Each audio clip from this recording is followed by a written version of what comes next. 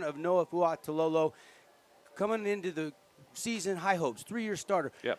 Second half, game 1, torn ACL, but comes back next week with a big old carbon fiber knee brace, and he got the ball quick, on time, and on point, over 300 yards passing, 3 touchdowns. On the flip side, he's facing maybe one of the other best quarterbacks in not only Southern Utah and Region 10, but maybe in all of 4A, Hunter Johnson. He is truly a dual-threat guy where Noah might not be running the ball tonight. Hunter Johnson, a really prolific runner. This should be a battle between both signal callers. Yes, Hunter Johnson last week was 18 of 24 with a 141 QBR rating, Deb. And not only that, but he rushed for 90 yards against that Tiger defense. So, yes, he is a dual threat. Hey, I was talking to one of the coaches at Desert Hills, though, and he told me, he goes, he just kind of backed up what you told me, that Noah just made great decisions last week, and he believes that he made those great decisions because he didn't have that option to tuck that ball and run. So he was really going through his reads, and he did it phenomenally. Yeah, and we'll see more of that tonight. Of course, Thunder fans hope so. On the flip side, pivotal game. I mean, Crimson is 2-0. They've already beaten Snow Canyon and beaten Desert Hills. They've got Hurricane tonight. It's their homecoming game, and they're the only team that has a chance to run the table and stay undefeated. And they've got 2 of the wins against 2 of the teams that were preseason darlings, preseason favorites, Mark. So, you know, they'll have to play Cedar. Crimson will have to play Dixie. There's some big matchups still to come. Oh, yeah. But now, if you lose this game, you certainly don't control your own destiny if Crimson does slip up at all. If you win this game, the winner of this game, they might have a chance to run the table, win the rest of their region games, and maybe get a share of a region title and still fight for that #1 overall RPIC. That's exactly what this game means tonight. They do, and they can have an opportunity for possibly a co-region title. So that's what's on. That's what's on for this game right here tonight. We can't wait to get this started. The officials are out there at midfield kind of chatting things up. Teams are actually in, getting all hyped up, Devin, just like we are up here in the press box, getting all hyped up. Yeah, no question about it. You look at the Thunder. This is a team that comes in really slinging it pretty well between Noah and Bo Wall, who was the starter while Noah was out rehabbing that knee. 1,020 passing yards. That's well above the national average. But then you look at their running game, and boy, oh boy, they have 2 of the very best in Kona Crowell and, of course, Tyden Morris. And that's one of the other big storylines is Tyden, freshman, sophomore year, all through youth football. He was a warrior. All those seniors for the Warriors played for years and years and years with Tyden Morris, and now he's on the other side of the stadium in another uniform. Yeah, absolutely. Last week against Dixie, you were there, Devin. Tyden Morris had a huge game, 20 carries, 159 yards with an 8 yards per game average, and not 1, but 2 touchdowns for Tyden Morris. Yeah, you look at Snow Canyon, though, and Hunter Johnson also missed the game, and yet they still almost behind a gutsy performance from Talon Kelly, almost beat Crimson, went for a 2-point conversion to send it to overtime, and the pressure comes, and he can't throw it with as much touch as he wanted, and Crimson ended up winning. But now Hunter Johnson is back, and boy, did he have a field day last week against the Tigers. He really did. The numbers all talk for themselves. Now, I will say, as good a game as Hunter Johnson had, another player kind of stood out in my mind, and it was sophomore Mike Reynolds. He had 6 carries for 43 yards, Devin, and again, 2 touchdowns. Keep an eye on that sophomore tonight because he could have a big game against this Thunder defense. Yeah, going to be a lot of storylines here tonight. Battle at Snow Canyon High School as they'll play host to the Desert Hills Thunder. This is the Findlay Subaru pregame show. They're still accepting school supply donations, so if you can, swing on by and donate. Always get a great deal on the savings side of the freeway at Findlay Subaru. Great all-star lineup over there. New and used vehicles. If you're in the market for a car or SUV, go see our friends at Findlay Subaru. And the pregame show will continue. We'll take a quick 60-second timeout. More of the Findlay Subaru pregame show when we come back, getting you ready for kickoff. Did you know 40% of students in Washington County live at or below the poverty level? 600 of those students are considered homeless. These children don't have what they need to go back to school, but you can help. Come to Findlay Subaru on Sunland Drive now and help them fill the bus. Bring donations of school supplies, backpacks, hygiene products, snacks, and basic clothing. All the items filling the bus will be donated to our children right here in Southern Utah. Donate today at Finley Subaru on Sunland Drive. Buckle up, Region football fans. I'm Craig Boberjack, and I'm fired up for all high school football fans in Southern Utah. Holbrook Asphalt has agreed to buy fans a Holbrook Asphalt Big Score dessert at Yogurtland right after the game when your team scores 25 points or more. So, get to Yogurtland after the game and ask for your Holbrook Asphalt Big Score dessert and get 5 ounces of frozen yogurt absolutely free. Holbrook Asphalt pays for it, and I'll see you there.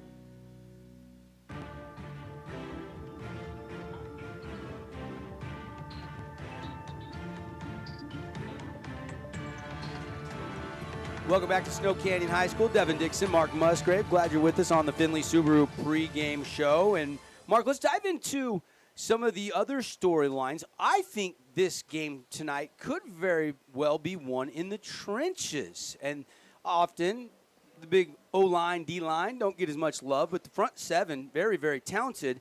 And they do have a guy down in Tegan Whitehead. That happened 2 weeks ago.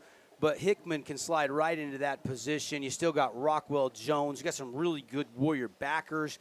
And then you've got some playmakers on the front seven for Desert Hills as well. Guys like Kialalu and Ocean Taufa. And then they've got guys they can put in the box coming up and helping out in the run tonight as well. What do you think of the battle from the bigs down low? Yeah, you know, and you were telling me off air earlier this week that, you know, with the Thunder offensive line, they really picked up their game last week because they knew they had to protect their quarterback, their senior quarterback. So I expect a good game from them. Yes, that Warrior defensive line as well. They're going to want to get after Noah. They're going to want to make him uncomfortable, make him move on that leg a little bit. So that'll be definitely one of the keys to the game is if the offensive line for the Thunder can keep Noah protected in that pocket. Rockwell Jones, leading tackler for the Warriors. 51 tackles coming tonight. Tegan Whitehead, in just 5 games played, had 42. So you're taking a lot of production out of that linebacker position. But they've got a lot of guys, Oliver, Ochoa, Will Warner from the safety position, Stewart, Mikhail Swinson. They've got some guys that will really rally to the ball. And that's something that's going to be fascinating to watch is there is speed on speed. When you look at the skill position players, I was talking with Coach Mike Esplin this morning on the drive, and he said, in that department, I feel like we're really equal. I mean, we've got Will Warner, we've got Jay Kill, we've got these guys that can absolutely fry around, Brooks Esplin, and then they've got Lincoln Holmes, and they've got the Cummings brothers as well as Taven Mortensen. So I think as far as the skill position, it looks pretty equal on paper. I totally agree with that. Absolutely. There's speed on both sides. I'll tell you what, player to look out for tonight for the Thunder. For some reason, I just have this gut feeling that he is going to make a big play, not just on the defensive side of the ball, but he's also going to make a big play on the offensive side of the ball.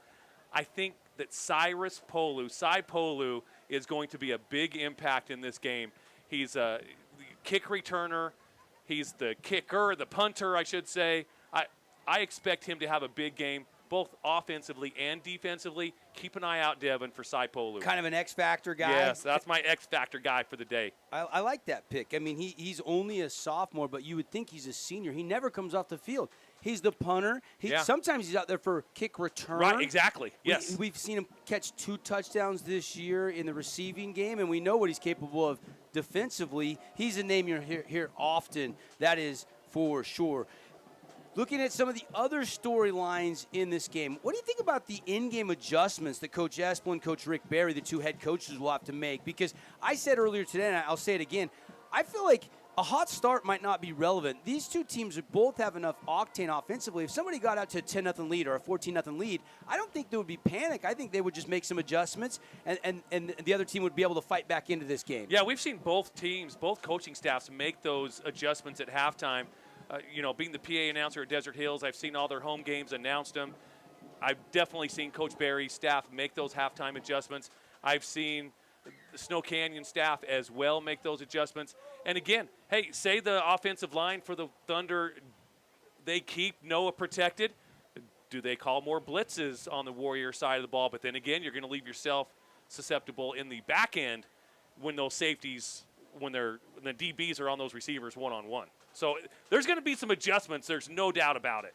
A couple things we'll be looking for tonight. Our Appliance Wholesalers Plus Playmaker Play of the Game. We'll name that near the conclusion or in the post-game show. We'll also looking for Jason Baum back when he home loans, bomb of the game. We're going to see a few of those tonight, Dev. We got Bo's Auto Parts that'll bring you the crucial part of the game tonight. And we'd like to welcome in a new sponsor, Bear Paw. Game Turnovers brought to you by Bear Paw. And I think turnovers could be a big I know it's cliche. It is. Gotta win. Every coach in the country got to win the turnover battle.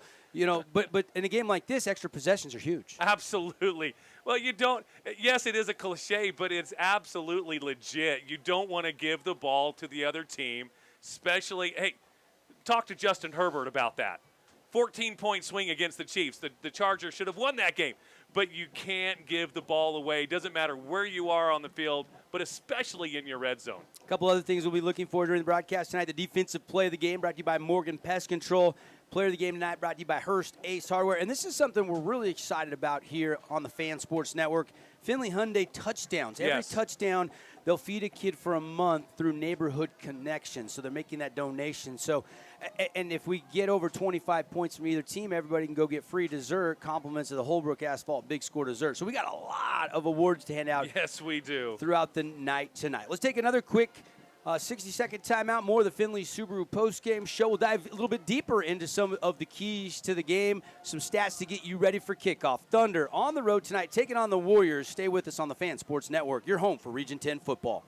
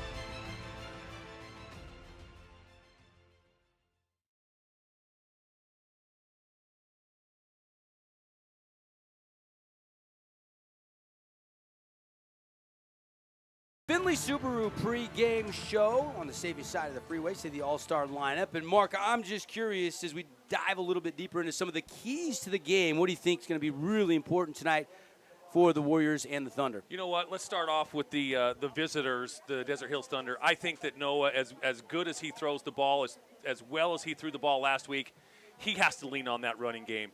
Kona Crowell and Tide Morris have to have big games tonight for the Thunder to succeed. And on the other side of the ball, I think Hunter Johnson, the Desert Hills Thunder, they have to keep Hunter Johnson contained. They have to make him throw the ball, and I know he can do that. He's got great receivers, but that's what they're going to have to do. They can't let Hunter Johnson run for 90 to 100 yards. They just can't. On the flip side, anything else that's going to be important? I mean, I think third and fourth down, those money downs could be crucial tonight. Like, who wants to gamble and go for it in a key situation? Both these teams will probably be a little bit more aggressive. Looks like we're going to have another quick timeout. We're going to take a break. National Anthem kickoff coming up when we come back. Stay with us on the Fan Sports Network. Appliance Wholesalers Plus, a locally owned business, and has been helping Southern Utah with appliance needs for the past 25 years. With one of the nicest, largest showrooms in Southern Utah, you can confidently select your appliance, and the best part, at wholesaler's price. Appliance Wholesalers Plus provides appliances that combine quality, performance, and style. With trained expert installers and service technicians, make AWP your place for appliances. You can find them at 147 East, 2580 South, just off of Exit 4, or go to appliancewholesalersplus.com. Ace is the place with the helpful hardware, folks. Hearst Ace Hardware Red Hot Buys should be your first stop this month. Get an M18 red lithium battery with the purchase of Milwaukee M18 lithium-ion hammer drill kit or compact drill and impact driver kit. Potting mix, turf builder, and Ace Lawn Fertilizer on sale to help make your yard beautiful. Download their app for a $5 instant bonus to use on your next purchase. Hurst Garrett, General give me at Store least Ace 30 more Hardware, seconds after this conveniently ad. located in the heart of downtown Cedar City and St. George. Sounds good. I'm just playing this music. Feel free to just start talking. I'll turn it off.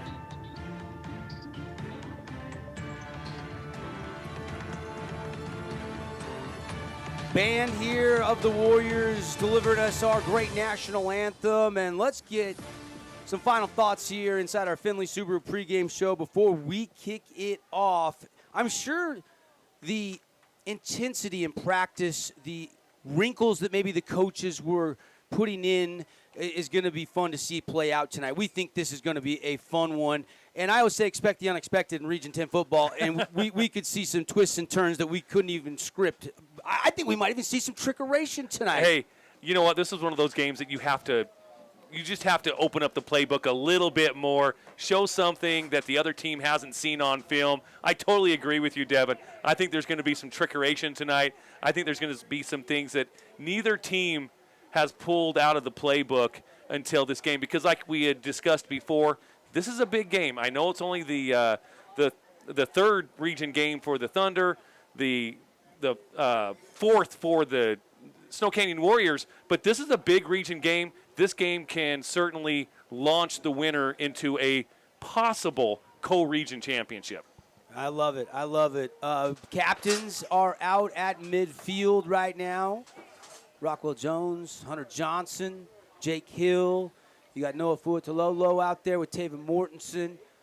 Trying to see, is that Stu Tauf out there, as well as one of the Cummings brothers, I believe, for Coach Rick Barry, just second-year head coach. Of course, I love seeing former players come back and become coaches. Coach Espin played here in the Bill Jacobson era. Yeah. Part of the state championship. They had a couple of them in the late 90s under Coach Jacobson, and now he's back taking over the helm and trying to, revive some of the old things that Coach Jake did and really bring football back to prominence. It has been, 21, 22 years, 23 years since the Warriors last won a state championship in football? Yeah, it's definitely high double digits like that, and I think he's doing a great job bringing some of those aspects back to Warrior football, and it shows on the field. They've got a great football program. Before Coach Esplin, it was they would dominate youth football, and then they would kind of take a dive when they got to high school. They just weren't as good, but they would dominate those younger youth football leagues. Now you're actually seeing the success at this level as well. He's got a great program from third grade all the way up to senior class. All right, we are set as the Warriors kind of exited the field. They'll bring the American flag with the Warriors logo, a couple of flags actually, and they're going to take the field. Here come the Warriors. Brooks Esplin, one of the other captains, kind of leading them out, and pretty good crowd. A little bit later arriving crowd, I'd say, though. I think a lot of people are still filing in. You see the entrance across the field from us has got a line about 30 deep, and to the left I see it about a 30 deep line. So a little bit of late dinner reservation must have been hard to come by around the STG tonight. Well, and one thing I noticed too, I was backed up a little tiny bit coming in because of that Swiss Days traffic. They got it down to one lane, so it took me just a couple of minutes longer to get in here. I don't know what that looks like right now. It might be backed up a little bit farther, but yeah, definitely a late arriving crowd. I'm looking across to the Desert Hills visiting bleachers, and I expect within 20 minutes that will be much more filled up.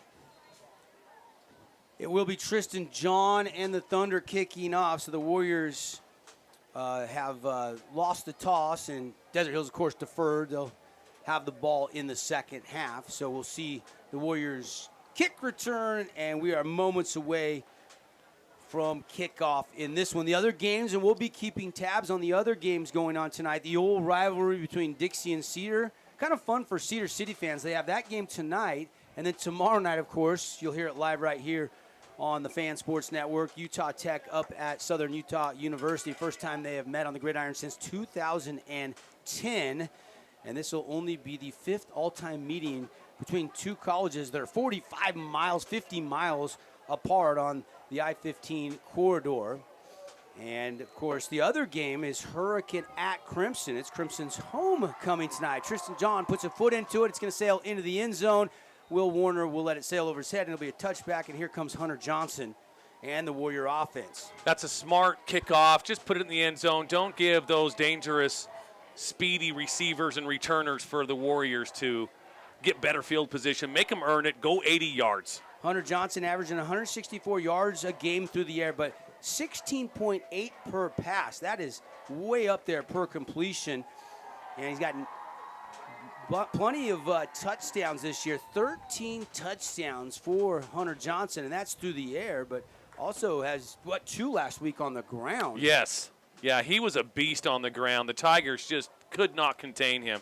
And a lot of those yards came right up the middle, Devin. 2x2, twins to either side. Sidecar to the left, Johnson. They'll put Esplin in motion. They'll fake it to him. Johnson looking to throw, taking a shot down the sideline. Jake Hill has a man, and he beat him. Oh. And Hunter Clark tackles Hill at the 40 of Desert Hills, but Hill reels it in. There is a penalty marker on this play right there about the 48-yard line. Probably going to be pass interference on the Thunder corner. Yes, it is. Yep, they're going to call that on, but they'll just decline it, take the catch, and move on. What a catch. I'll tell you what, they came out. There's your Jason bomb, one of the bombs of the game right there, Devin, right out of the chute. Yep. Bomb Home Loans, Bay Equity Home Loans, proud sponsor of our long bomb of the game, and right out of the chute, bombloans.com if you need a loan. That one over 30 yards, and Hunter Johnson warm-ups paid off because he was precise right in the hands of Jake Hill. 2x2, same formation. And they're going to throw it on an out route to Esplin. He caught it, first down and more. He's going to get it down inside the 25-yard line to the 24-yard line. That's a U First Credit Union. First down. And the timing on that out route, Mark, perfect pass again. Yeah, the Thunder linebacker, Kona Carell, just was about 2 yards behind. And he certainly gave Esplin that angle where there was no chance for Carell to get him. Here comes Hunter Johnson out of the gun. He's going to fake it, throw, but he'd already handed it off, and the run is going to be minimal gain right off the right side by Tegan Hugh. That's certainly to keep that Thunder defense honest. Warriors, no huddle offense. Both these teams don't need to huddle unless they really want to slow things down. Hand signals coming in. Offensive coordinator Tim Nowatzki. And he's going to put it in the hands of Johnson. Going to fake the throw. He's going to run right up the middle. Might have been designed, and he's going to have a little bit of a crease, and he's going to bulldoze his way down inside the 10-yard line. It's going to be first and goal for the Warriors, and that is about a 16-yard pickup on the ground for Hunter Johnson. And certainly one of those Finley Subaru keys of the game where the Thunder have to contain Hunter Johnson. They can't let him have those runs up the middle for 10, 15, 20 yards. Bo Hickman just checked in. And now Johnson has got an issue with a helmet or something. He's coming to the sideline, and it looks like they're going to have to take a timeout. Timeout by the Warriors. It's presented by Fabulous Freddy's. Voted best car wash in Southern Utah. Get all your drinks and snacks. Plus, Ike's Sandwich Shop is absolutely phenomenal. I stopped there on the way here. When you buy Red Bull, Rockstars, whatever, you can never buy a single one anymore because you got to buy them in twos. The deal is just too good. Head on over to Fabulous Freddy's. I like I like both of them. But the one over at River Road and 100 South has that refrigerator that you walk into. Feels so good, especially in July and August. Yeah, exactly. So the Warrior, I think it was an equipment issue for Johnson, I believe. That's my guess. He didn't seem to be hurt at all. He actually punished the tackler on the run. First and goal, Warriors. Opening drive of this game, 10:37, still on the first quarter clock. Wilkinson's House of Lighting, our scoreboard sponsor all season long. Can the Warriors strike first? They're into the Cache Valley Bank red zone. They'll put a man in motion. It's Will Warner. They'll fake it to him. Johnson will keep it. Johnson will go down inside the 5 and stretches out to about the 2, maybe the 2.5. You have to respect that jet sweep because of the speed of these receivers. But then it just opens up the middle for Hunter Johnson. I don't know what I would defend against because they're both poison. Tank Kelly will come off the field I think Esplin actually comes back in. Tegan Hugh is going to get the ball, and he's going to be stuffed. He didn't go anywhere. They tried to run it to him right up the middle, and the D-line was ready for that one. He was stopped by a storm of thunder there, Devin. I wouldn't even know what name to call out because it looked like there was about 4 or 5 guys in on that stop. I think Bridger Fleming came up the middle, but then I think guys like Ocean Taufa kind of collapsed down to help out there. A couple guys maybe get a half tackle each. Now 3rd and goal. Ball backed up to the 4 after a short loss on the play. Johnson staring in. Now he's barking out to Cadence. Beautiful night here. Kickoff temperature is about 80 degrees. Slant route, and it's caught. Wow. Touchdown Warriors. How'd he fit that in the window to Will Warner? That might be even a more of a impressive pass than the first bomb of the day. That was in a tight window, Devin. Good coverage by the Thunder corners, but man, that was put in the only spot it could be put in. Yeah, I mean, there was not much room, and he throws a dart. And you love guys that are willing to run a slant route into the middle of the linebacking core and making a sure-handed catch was Will Warner. Here comes the extra point as the Warriors drive it all the way down the field on the opening drive, 10-play drive, and the kick is up, and it is good on the Wilkinson's House of Lighting scoreboard. 7-0 Warriors lead the Thunder. Thunder will get the football when we come back after this timeout on the Fan Sports Network. Utah is growing, and we're growing too. What started on the U of U campus has grown. Hey, it's Sheldon Demke. Check out the latest episode of What's on the Menu, a behind-the-scenes tour of local restaurants. We'll see some of their favorite dishes and get an inside look on how these dishes are prepared. Check out this week's episode at stgeorgenews.com and click the shows on the menu tab. Did you know that St. George News has a new app? Download the St. George News app today and stay up to date on everything happening in Southern Utah. Get instant notifications on news, weather, sports, and more. Download the app today and get your local news now.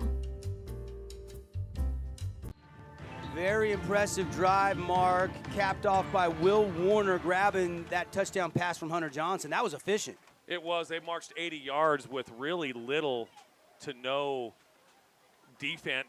I don't want to say defense, but they marched down there quite easily on this Thunder defense for sure. The Warrior offense made it look really, really simple. So we'll see Noah Fuatololo and the Thunder as Warriors set to kick off. Corbin Christian puts a right foot in it, and this is a boomer, and this is going to be a touchback, I think.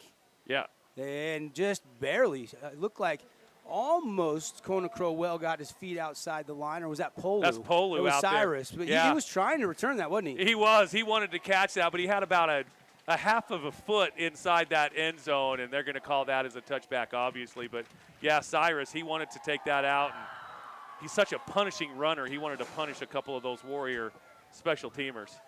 Noah Fuatololo had him on the show Monday. What a great comeback story. Braced up, left knee towards ACL week 1. He's playing through it. He's going to hand it to Tyden Morris. Tyden is going to be stacked up, and he's going to lose a yard. Big time stop there. Nowhere to go for Tyden Morris, who grew up playing football with a lot of these Warriors, but he's on the other side of the equation tonight. Yeah, great read by Rio Ochoa, the defensive lineman for the Warriors. He wasn't fooled at all.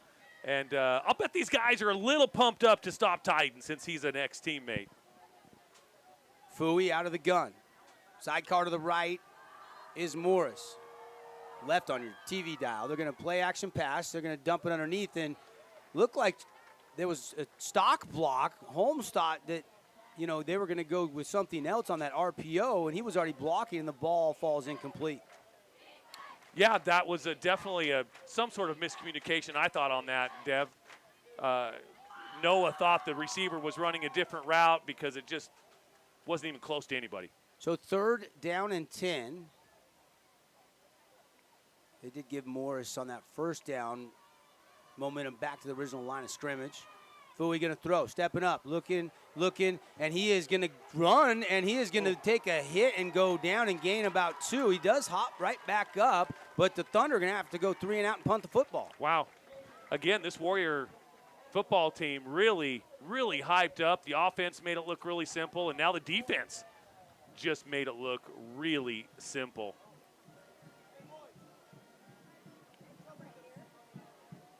Warriors are like, hey, this is an easy game. Well, that's the start you want to have at home.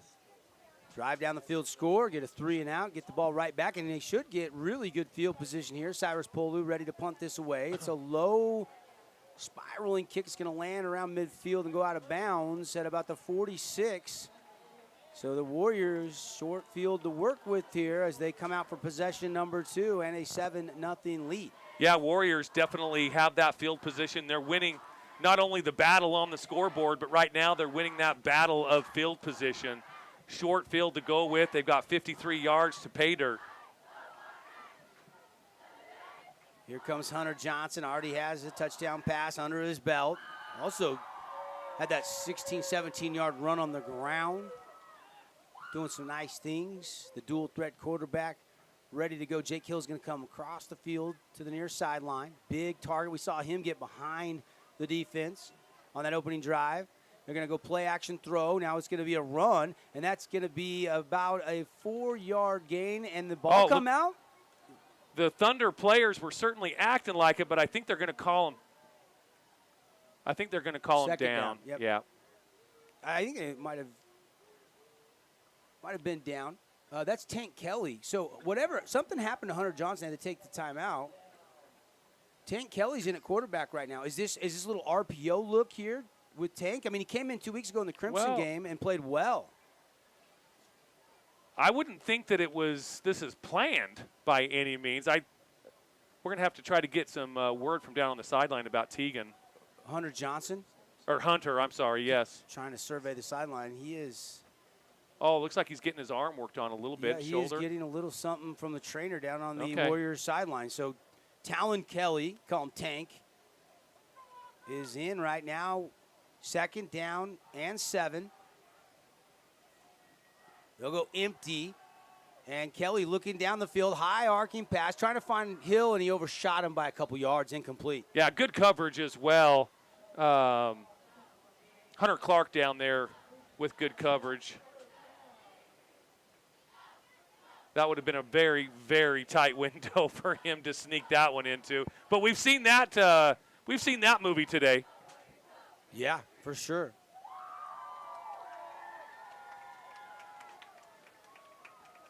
So now it's 3rd and 7.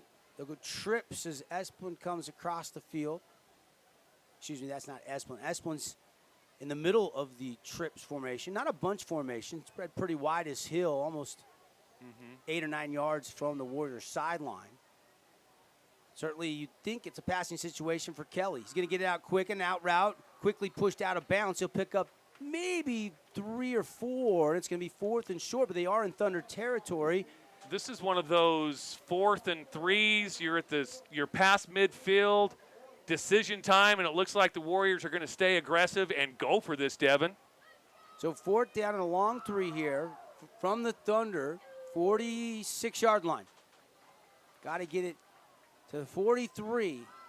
4th and 3. It's going to be a throw. Kelly over the middle, and it is in and out of the hands of Esplin, who puts his hands up on his helmet in frustration, and it's going to be a turnover on downs, and that's. They had everything set up on that. It was a great route. It was a great pass. He had protection. He just didn't finish the catch. Gutsy call, though, by the Warriors. I like the aggressiveness. So after, I got to correct myself, an 8-play drive that went for a touchdown. 4 and out now, and good field position for the Thunder. Fui throwing, slant route, and it's through the hands of the intended receiver, Cummings, and Cummings is asking for the flag that never came, and it's incomplete. It was, that's one of those bang-bang plays that could have went either way. It went the Warriors' way that time for sure. I know that the Thunder sideline was pointing and screaming for something. Fui out of the gun. Morris offset to the near side. He's going to throw over the middle, open and caught, and it's going to be just right about a yard shy of the sticks. And it's going to be 3rd down and 1. Pretty good catch by Cummings, I believe, there. Yeah, again, ran a great route. That time, Fuilatolo put the ball right where he needed to for that reception. 3rd and 1. Warrior fans probably thinking Tide Morris is going to get the ball. And that's what happens, and he is stuffed. Somebody shot a gap, and Morris going to lose a yard or 2. And it's going to be 4th and about 4.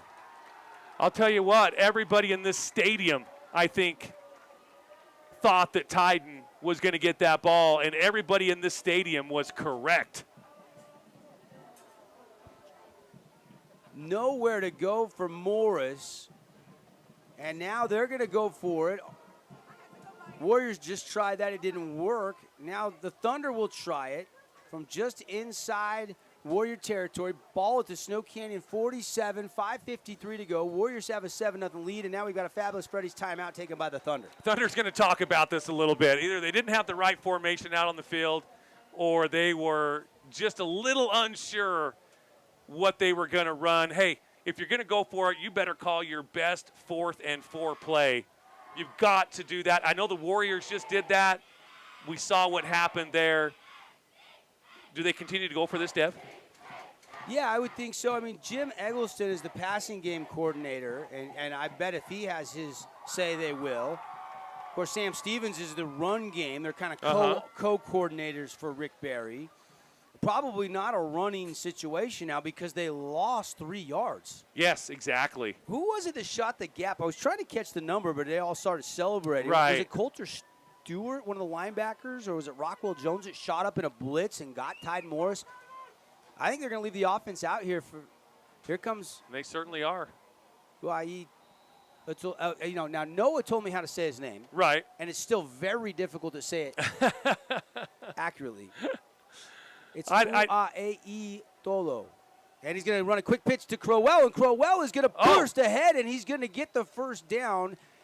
He needed 4, Devin, and he got 5. 1st down, Desert Hills. 1st downs all season long, brought to you by You First Credit Union. Your first choice for credit union in Southern Utah. Visit them on North Bluff Street. Big play call to get Crowell. That will actually go down as a pass. So Noah is now 2 for 4 for 13 yards passing. That was a big 1st down for the Thunder, too, to get some good positive momentum. Holmes in motion. They give it to Lincoln. Lincoln's weaving, and he's tackled inside the 40 at the 39-yard line. You know what I love about that play, Devin, is Titan Morris was leading that block, and he just took that Warrior and just took him right out of bounds. I love a teammate that does that, especially one of your star players. No question. You know, teams that really get a lot of big plays on that jet sweep, you have to have the receivers blocking well downfield. Yep. First got to seal the edge. That was shut down pretty quick, though. Only a gain of 4, but the Thunder like that on 1st down. Fooey all day to throw. Pocket collapsing. Lets it go. Floats it. A man behind the defense. It's caught. Money Mortensen. Touchdown Thunder. Taven Mortensen got behind the defense, and the Thunder a PAT away from tying this football game. I told you, Devin, we're going to have plenty of Jason bombs of the game. Absolutely. That one a 39-yarder. And how about the offensive line and the pocket presence from Fooey to let Mortensen slip behind everybody? I liked how Noah just kind of slid to the left a little bit in that pocket that gave him that extra time to get it to Taven. So Mortensen continues to be hot at the receiver position. Had 8 catches, over 100 yards and a touchdown last week in that win over Dixie, and he has the first one for the Thunder offense tonight. Let's take a 30-second timeout on the Wilkinson's House of Lighting scoreboard. We're all tied up 7-7, 4:38 left in the first quarter. It's fast, frequent, and fabulous. Monthly unlimited washes at Fabulous Freddy's. Forget the stickers, get the app, and update your car wash experience. It's so easy. Just download the Fabulous Freddy's app, sync your Freddy card to your account, click the car on the bottom of the menu, select your wash plan, enter payment information, and show your unlimited member number to Freddy's Ticket Writer. The many benefits include managing your membership, track reward points, exclusive discounts, and making appointments. Fabulous Freddy's monthly unlimited washes. Fast, frequent, and fabulous.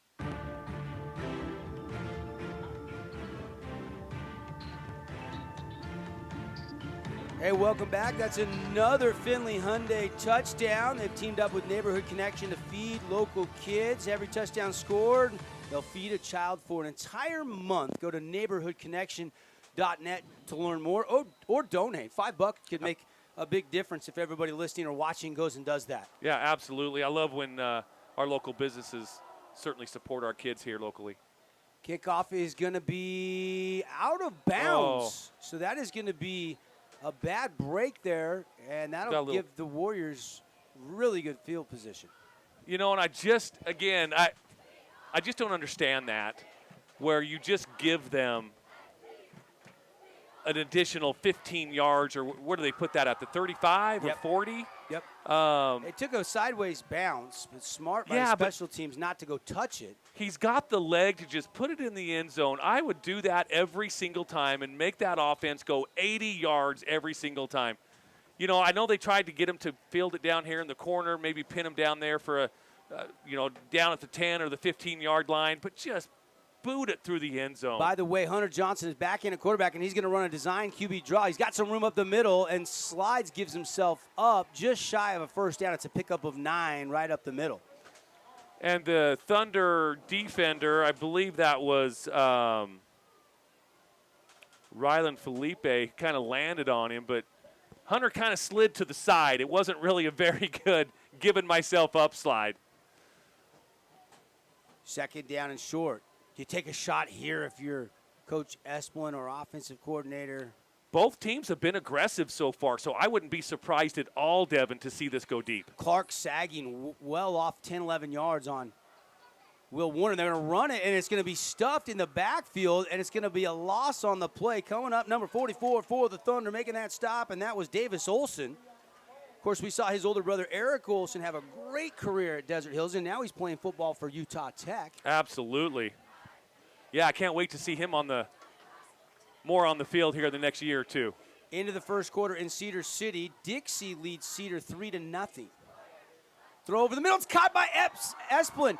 Esplin breaks a tackle inside the 45 and finally just stacked up at about the 43. A little redemption there for Brooks Esplin. I was just going to say that, Dev, making amends with his quarterback, making that reception, moving the chains. U First Credit Union first down. 3:14 and ticking left in quarter number 1. First and 10. Johnson bobbles the snap, has it. Now he's under pressure, has a roll to the right, has some time. Now he's going to tuck and run. 40, and a stiff arm doesn't go the way Hunter Johnson wanted it to go because it was a pretty sure-handed tackle up high by Jagger Shotwell. And it'll be second down, but still a good 6-yard pickup. Yeah, and again, that's what Hunter Johnson certainly brings to this Warrior offense. And the Thunder are going to have to change something up a little bit to where they're not going to give Hunter Johnson all this real estate to run. 2:34 and ticking now. First quarter, tied 7-7. They'll give it to Hill on an in around. He cuts back, tripped up, and he's not going to get the first down. He'll pick up just 2. And Jagger Shotwell again on the stop. Good play by the Thunder corner, pushing him back into the middle. If he gets that corner, he's picking up another 10 or 15 yards. Hurricane and Crimson. Hurricane has taken an early 3-0 lead with a field goal. And that game over there at the field house at Crimson Cliffs. That's the first points they've had in like 3 weeks, Devin, 2 weeks.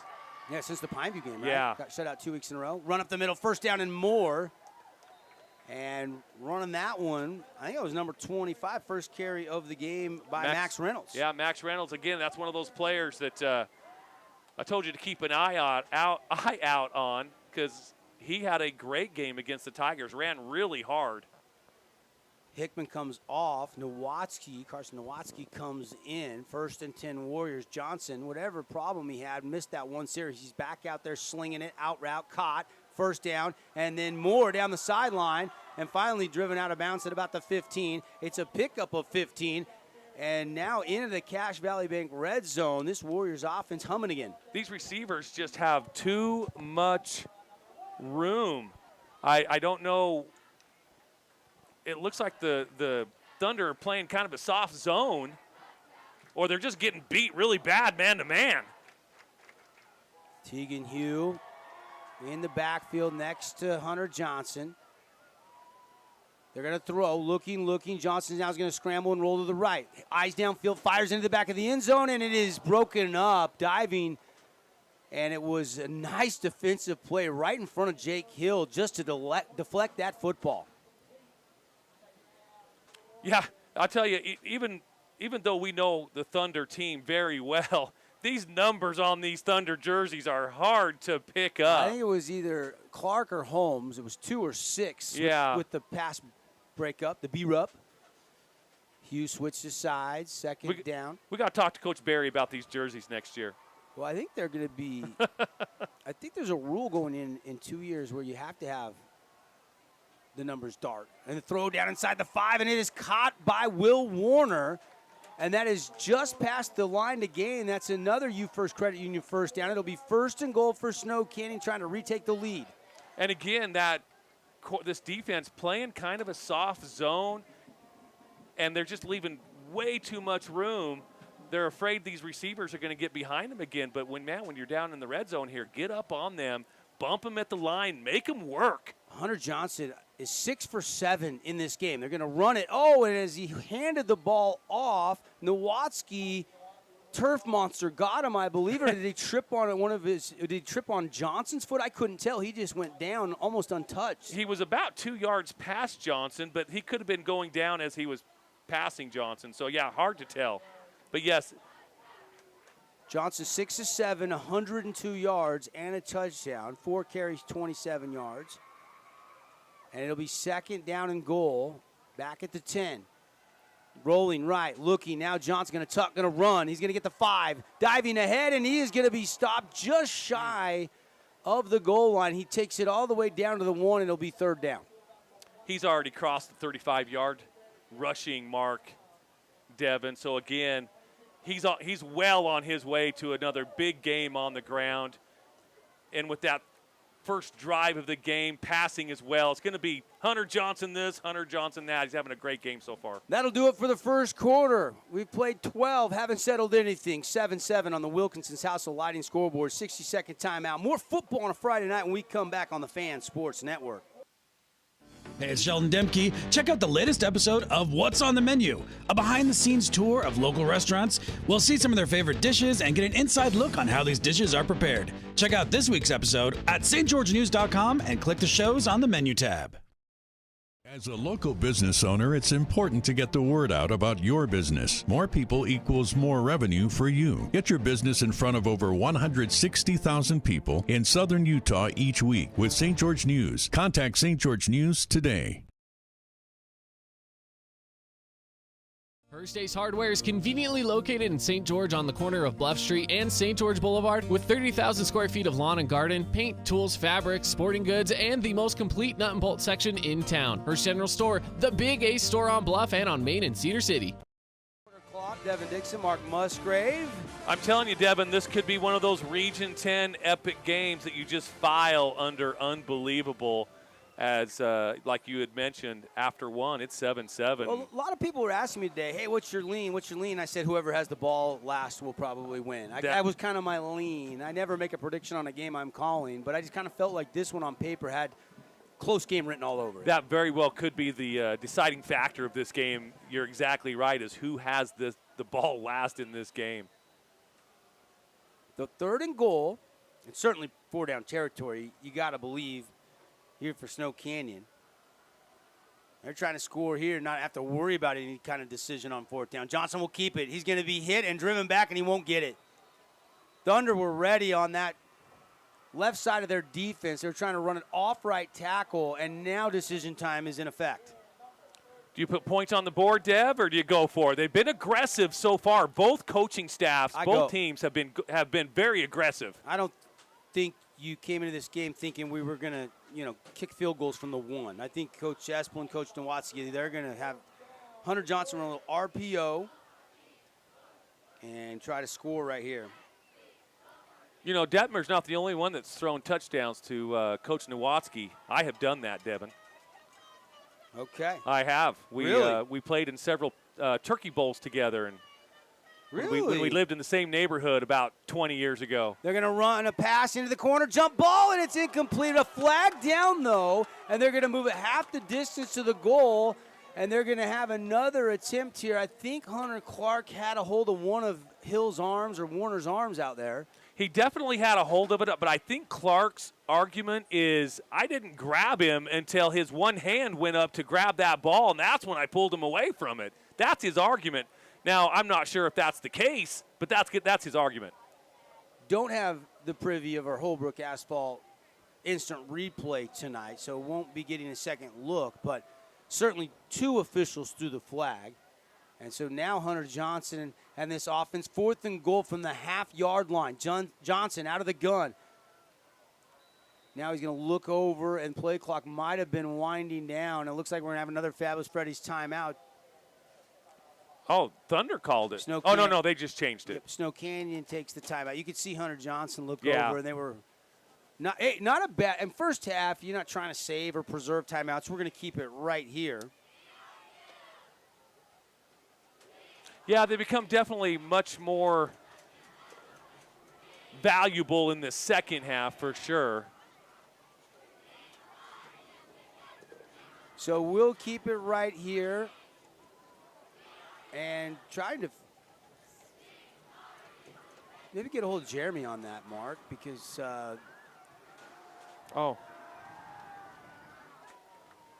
we're having maybe a little bit of Garrett, check back in the studio. We're getting reports that we're on the national broadcast right now. We don't have this game piping over the radio, so check on that for us. We're still good on Region 10 Sports.tv. And now, with 11:06 to go, 4th and 1. Well, really 4th and half a yard. Warriors have talked it over. Offense is staying on the field. Here is Hunter Johnson. Out of the shotgun, a little bit closer maybe. He's standing at the 5. Man in motion. That's Hickman. They're going to run it right behind Hickman. Hunter Johnson into the end zone. Touchdown, SC. Snow Canyon punches it in on 4th down and goal on the legs of Hunter Johnson, their senior quarterback. Just a little power football there. Don't want to risk a throw, but it was the throw and the pass interference that gave them another crack at it, and they have taken the lead 13-7, PAT pending. And extra point coming here for the Warriors. Oh, we're getting hand delivery in the booth. Kick is up, and it is good by Corbin Christian. And we'll take a timeout. 14-7 on the Wilkinson's House of Lighting scoreboard. Warriors lead the Thunder on the Fan Sports Network. Every weekend in Southern Utah, the anticipation has been building. It's Region 10 football back under the lights on a Friday night. The matchup you've all been waiting for. Get ready for Region 10 football. It's time. Incredible. Beautiful hierarchy throw right into the hands. What a catch. He levels the boom. Big run, Daddy.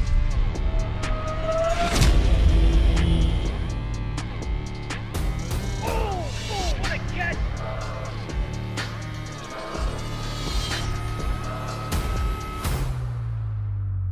And it's in for the score.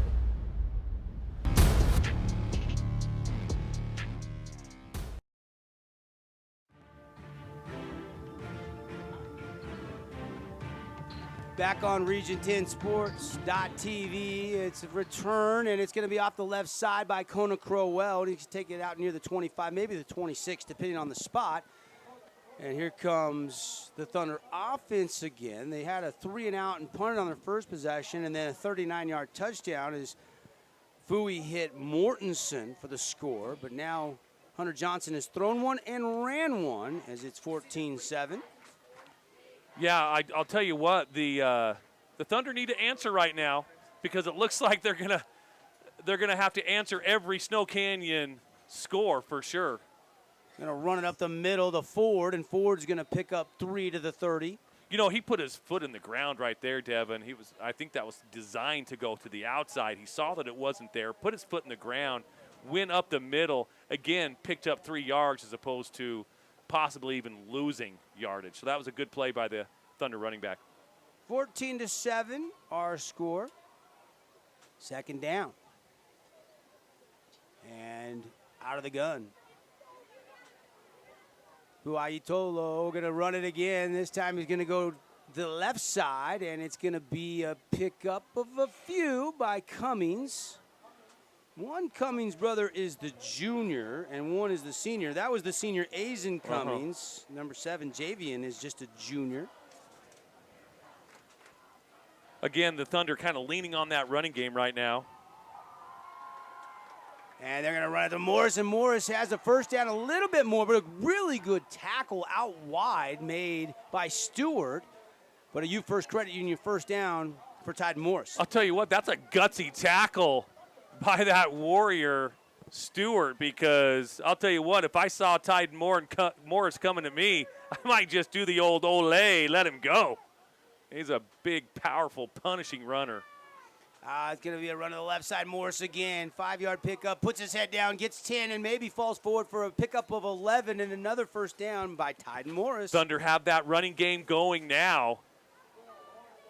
Moving the ball. The last 2 plays have moved those sticks. They've got Morris running downhill now, and when that kid starts running downhill, look out. Here's the snap coming here, 1st and 10. Quick swing pass, caught. Crowell cuts back, pushes ahead down to the 45 of Snow Canyon. Short pickup of just 2. Good hands by Crowell coming on that little bubble, not a little bubble screen, but that little pass.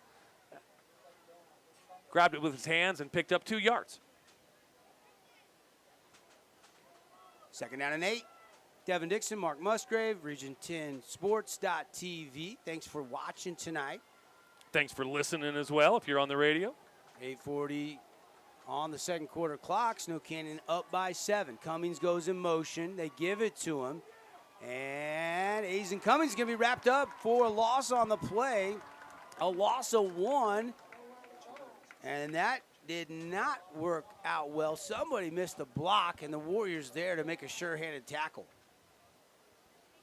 Zach Ford will come off. Lincoln Holmes checks back in. 3rd and 9.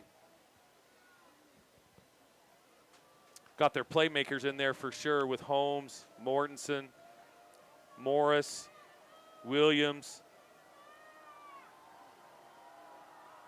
Julio Tolo going to throw, taking a shot down the field, and it is going to be intercepted. Oh! Here comes Stewart. Stewart to the 30, 35 out of the 40 to midfield. Down the sideline, he's got the angle. And Stewart is going to keep going, then hesitate, and then he's still going to score.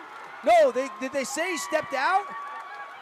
I think that's why he turned around. I think he heard a whistle, but he needs to keep going and just finish that play. They say he stepped out of bounds at the 34, so no pick 6, but a huge return by Stewart there on the Oski. You know, the thing is that was a great throw by Noah, but even a better interception. I got to correct myself. That's Brandon Goff. That's Brandon Goff. Oh, Goff. What a great interception, man. He went up with those hands. That was going to be either a big play for the Thunder or a touchdown. That pass was on the money. He just went up and made a great play on the ball.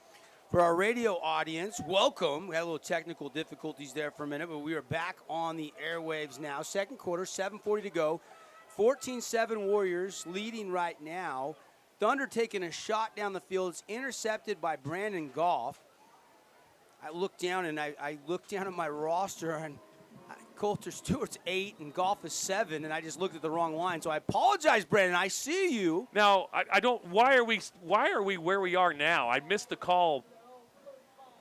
They must have by called the Whitecap. They must have called a block in the back somewhere along the way that was a spot foul. So they backed them up a little bit. But it's still a Warrior football from the 35-yard line. Now back at their own 35, though. And they're going to take a wheel route out top, and it is overshot shot a little bit too strong by Hunter Johnson. I'll tell you what, he had a step on Carnley as well. Well, Samaji Thompson can fly. Yes, he had about 2 steps on Carnley. If he delivers that ball inside the chalk, he's probably walking in the end zone, and we're lining up for an extra point right now. And now it's 2nd down. And they're going to run it up the middle, and it's going to be a short pickup of a couple. And that was Johnson on the keeper. Yeah, exactly right. You know what? I would go ahead and just clog that middle up if you're Thunder. Let him beat you on the outside. You can't let Hunter Johnson just keep doing what he's been doing this first half. Go ahead and stop that and make him beat you on those jet sweeps going to the outside. 3rd down and 8. Johnson looking to throw out of the pocket, and a little comeback curl route, incomplete. Just short-armed that. That's really the first mistake that Hunter Johnson has probably done today, where he just kind of short-armed that to the receiver, and it bounced about a half a yard in front of him. So really the first mistake I've really seen Hunter Johnson make today. 4th down for the Warriors. Johnson maybe going to pooch kick this. They did do. This is Tank Kelly. Kelly's back, but he's standing where quarterback would normally be. And the Thunder have not. They don't have a returner back there. That's a pooch kick. That's what kind of looked like that was going to happen. And yeah. It does not take a favorable bounce, so finally stops at the 31-yard line. And that was something that they worked on certainly last week, Devin. Several of those, well, not several because they didn't punt very often, but the times that they did, 1 or 2 times, they actually did those pooch punts. Cedar has a 7-3 lead after a 6-yard touchdown pass from Coden Lunt to Traden Elliott. Just under 9 minutes left in the first half up in that rivalry game between the Reds and the Flyers. I'll bet that's going to get chippy up there in the second half, Devin. Those two teams do not like each other. And now Fui going to hand off to Morris. He squeezes through a little hole and takes it out near the 40-yard line. Devin, I do not know how he found that little window and such a big kid sneaked through it, but you're absolutely right on your call. He found a little window and just went right through it. 2nd down and 2. Pretty good gain on 1st down. Morris starting to rack up some rushing yards. Fui going to dump it on a swing to Morris. Morris going to go all the way wide, cut it back up the middle. 1st down out to the 45-yard line. Pick up a 5 on the swing pass. Yeah, nice little play. Nice little conservative play for the Thunder to just get that 1st down, get a new set of downs to play with there. So they're approaching midfield. Little upset brewing, a lot of game to go, but Hurricane Tigers have now got a 10-0 lead on Crimson Cliffs. That game over on 93-1. Paul Ratliff, our buddy Keith.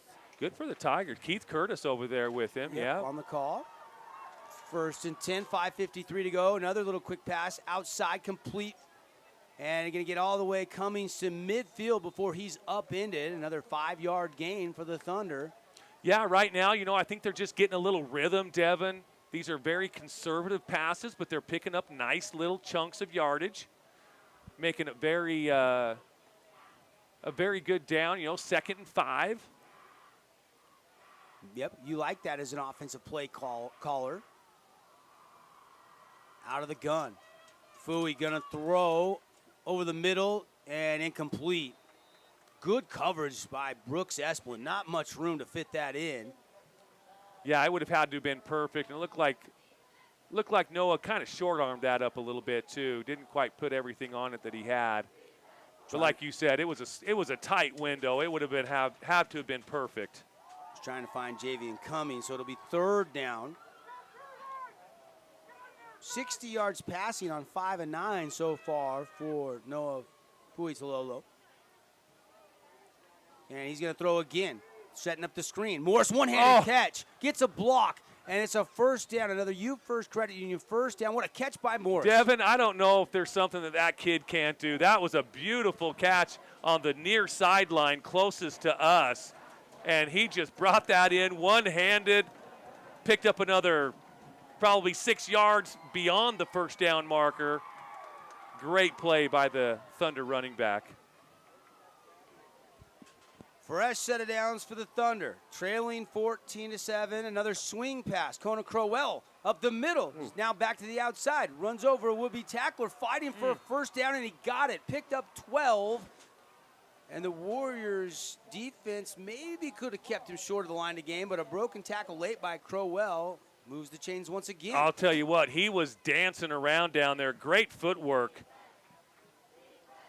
Swing pass again, same play, and this time a broken tackle again by Crowell, as it looked like he was going to be tackled for a loss in the backfield by Swenson, and he bounced right off of it like a pinball. Man, that was a punishing run after he received that pass. I do see a penalty marker down there, Devin, right around the 10-yard line. So it would have been in the defensive backfield. Maybe a holding, maybe not quite sure. Illegal man downfield, maybe.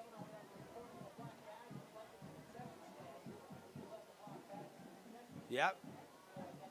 It's going to go against the Warriors. It's going to be a block in the back. What did he signal there, Mark? Well, he put his hand behind his head. I forget what all those signals mean, Devin. I know a good color guy should know all those. But was it a legal substitution or was it a hit to the head? I saw the signal out of the corner of my eye. That's what I saw as well. Looks like there's going to be a timeout on the field.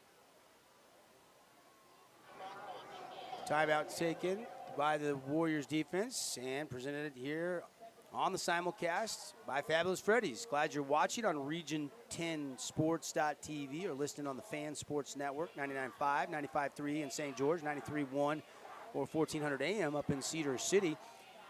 14-7 Warriors lead here, but the Thunder on the move a little bit here, Mark. The other scores tonight, Hurricane leading 10-0 right now. Only 5 yards passing and 12 yards rushing for the Mustangs so far in that game. Wow, I know it's early, Devin, it's first half, but that's still a little bit of a shocker to me. Ethan Staples scored a 10-yard touchdown, and that's why the Tigers have taken that double-digit lead. Crimson 2-0, the only undefeated team. They're also number 1 in the RPI, number 1 in the Des News top 5 ranking this week. Good for the Tigers right now. Good for the Tigers. Yeah. Hot start at the field house. Of course, Warriors beat them 47-0 last week? Yes, 44, I think. 44-0. Hand off to Tide Moores right up the middle, and he'll take it down to the 10. Pick up a 3. Yeah. Can get a first down at the 3-yard line. So 2nd down and 7 as the Thunder are now into the Cache Valley Bank red zone. I really like what the adjustment in. They didn't even wait to go to halftime to make this adjustment. All these little swing passes get some rhythm for their offense. It's worked out fantastically for the Thunder on this drive. Noah Fuatulolo out of the gun. Movement in the trenches looked like a false start on the Thunder. I saw several jump. It's going to just be who was the first one. Who flinched first. Yeah. Exactly. But sometimes you jump into the neutral zone and that guard moves. They can call the offsides if that induced the movement. You're right. But Jaron Wilkins, the right guard, Wilkins definitely was leaning forward. But both jumped, so yeah, not sure which way this will go, honestly. We're about to find out. False start. There will be a false start on the Thunder. Yep. 14-7 our score. 4:04 left before our rally stop halftime show. Get your scores, stats.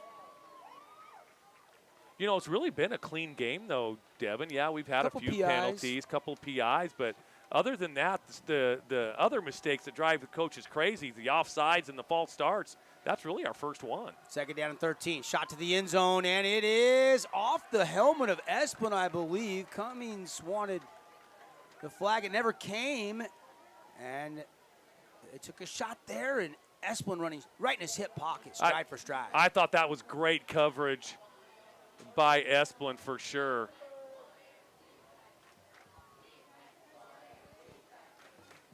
3:49 left. Clock stops now. 3rd and 13 from the 15. Get a first down just inside the 3. Tyden Moore, sidecar left of Noah Fuitololo. Fuitololo going to throw. Looking. Nobody there. Now he's going to scramble and just get rid of it. And it's incomplete. There is a flag down in the backfield. Usually it's one of those spots where holding is going to come in, Devin, for sure.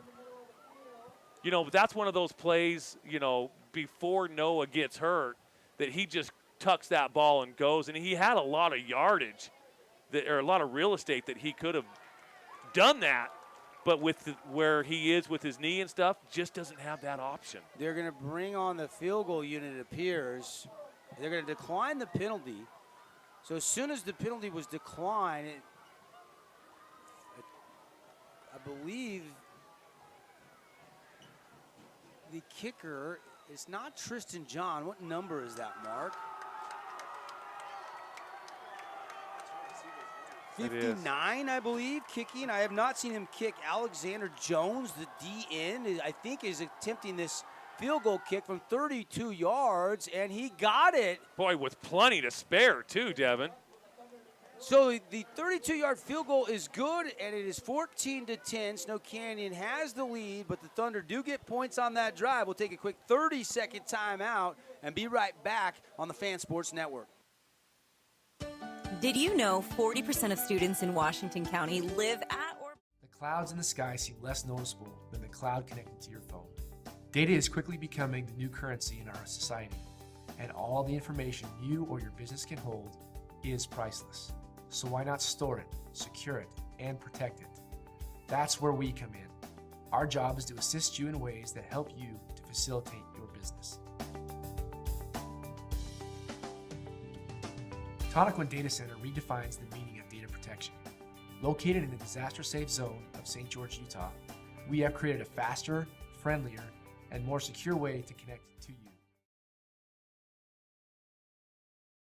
Holbrook Asphalt, we need over 25 points from either one of these teams, and we're pacing pretty nicely for that, 14-10, and then everybody can go to Yogurtland. We'll let you know when it's in effect and get 5 ounces free frozen yogurt. Kickoff is returnable from the 4. Coming wide to the near side to the 20, and then driven and hit and stuffed right at the 20-yard line. Yeah, good coverage by the Thunder special teams to keep them short of the 20. Ashton Carnley on the tackle for the Thunder. And again, I would much rather boot that ball into the end zone and don't give those Warrior returners a chance to make a big play against you, especially with 3:29 to go here in the first half. Now, it didn't work out that way, but I'm a numbers guy, Devin. Percentage-wise, they're never going to run one back when it's a touchback. Hunter Johnson ran for a touchdown, thrown for one, put Warner in motion. He'll fake it to him. Now looking, pocket kind of collapsing. Johnson's going to run, and he's going to be hit shy of the 20. Big hit on Johnson, who did leave momentarily for a series, but is back in there. Trainers were working on the arm area of the senior quarterback for the Warriors. And that was a big shot there at the end of that run. Yeah, definitely a big shot by the Thunder defensive tackle. So 2nd down and 10. They'll give him the line of scrimmage. So no gain. Johnson, 9 carries for 37 yards, 6 and 9 passing, 102 yards, 1 rushing, 1 passing touchdown. The pocket collapses. He's going to roll right. Now he's going to tuck, run, cut back, and then bulldoze a would-be tackler, but only a gain of 3, and it'll be 3rd down for the Warrior offense. Thunder defense doing a little bit better about keeping Hunter Johnson at least a little bit contained, taking better angles on the Warrior quarterback as well, so he's picking up 3 and 4 now as opposed to 12 and 15 yards.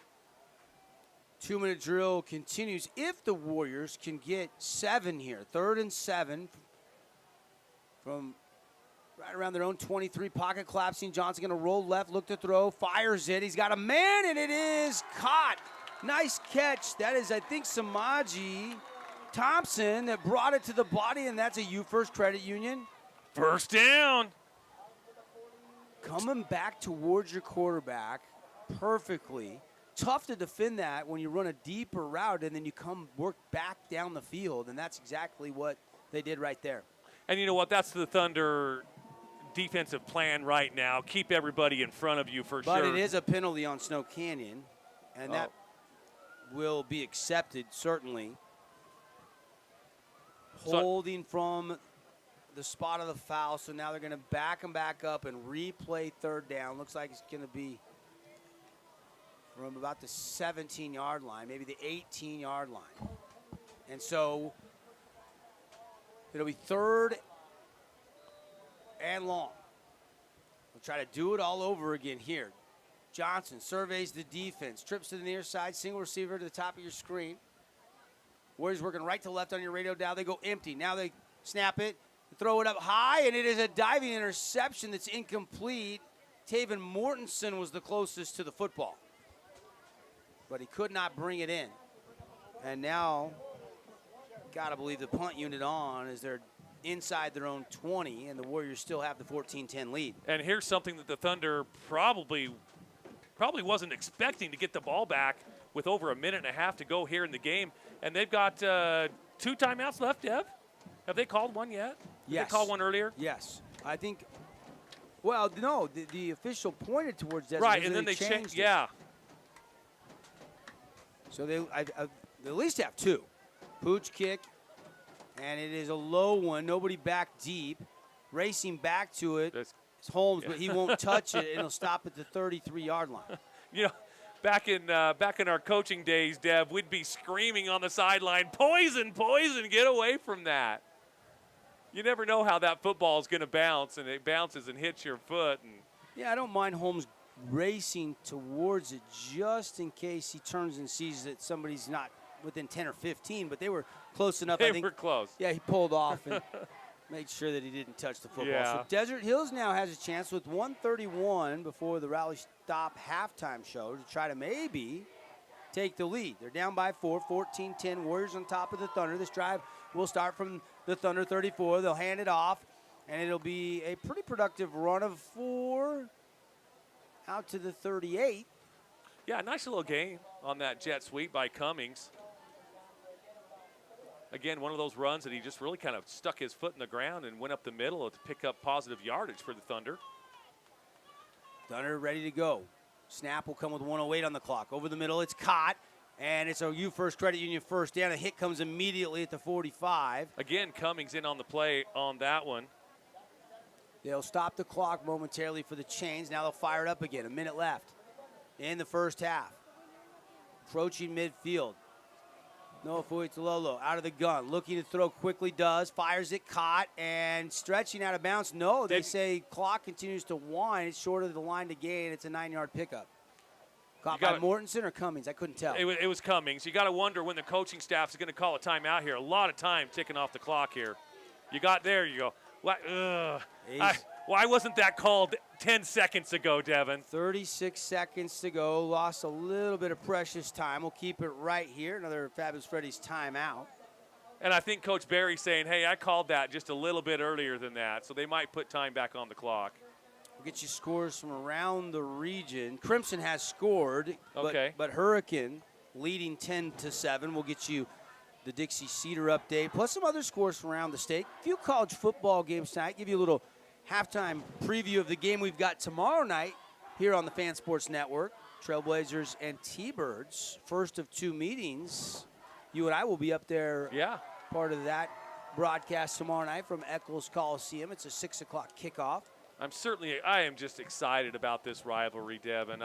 Sold out back on Tuesday, I Yeah. believe, or Wednesday earlier this week. So if you're thinking about just showing up to the game, unless they start selling some standing room only, I don't know if there's any tickets available for that one, buddy. Well, I know that Keith got online today and said there's some scattered seats around in the bleachers area. Oh, is there? Yeah, there is. They're Okay. $15.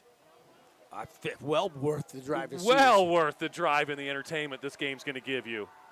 Here a good one. We're entertained tonight so far. 14-10, Warriors with the lead. They dig in defensively.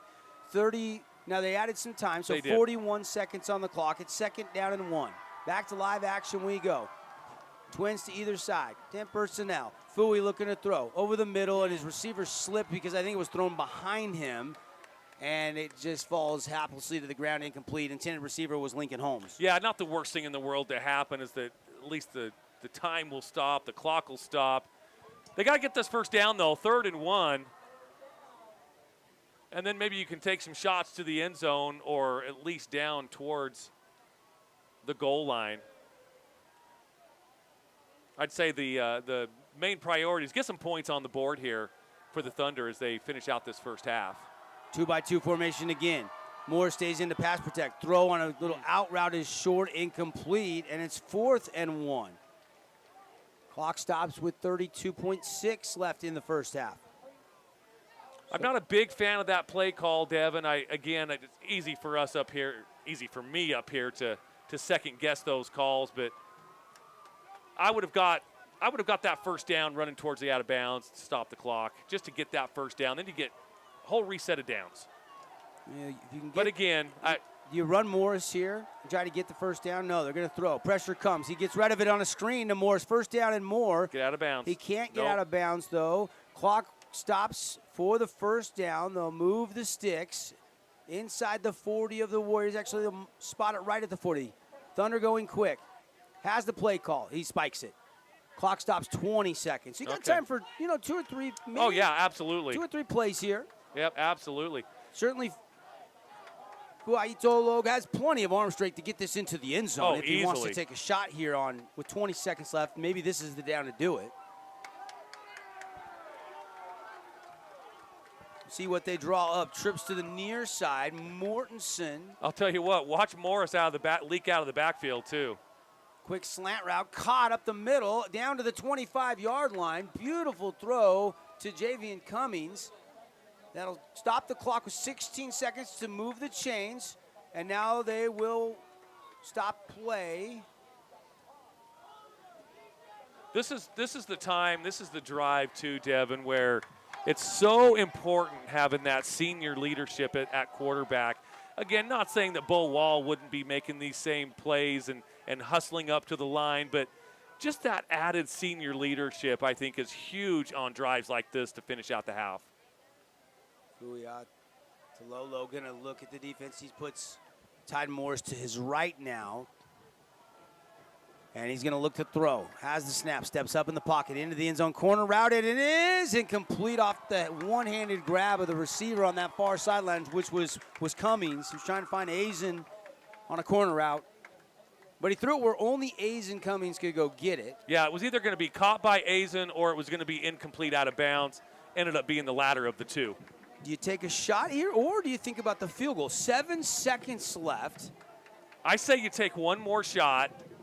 Well, if you go all the way, it's got to be in the end zone, though. It's got to be in the end zone. Probably might not have enough time, though.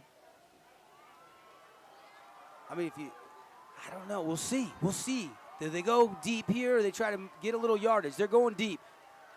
Well, now it's gone. Into the end zone, same corner route, and it's double covers, incomplete. They got just 0.3 on the clock. I thought when Noah was kind of standing back there in the pocket, I thought the clock was going to run out for sure.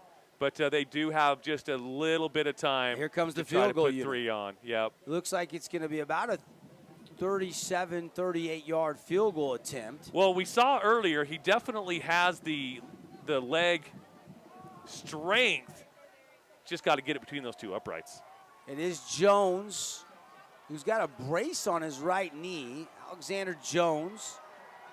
This will be about a 41-yard attempt. The kick looks long enough, and it looks straight enough, and it is good. What a kick by the Thunder kicker. My goodness, to get 3 points on the board as they head into halftime. Now remember, Thunder won the toss. They deferred. They will get the ball when they come out here in the third quarter, Devin. So that is really good positive momentum as the Thunder go into halftime.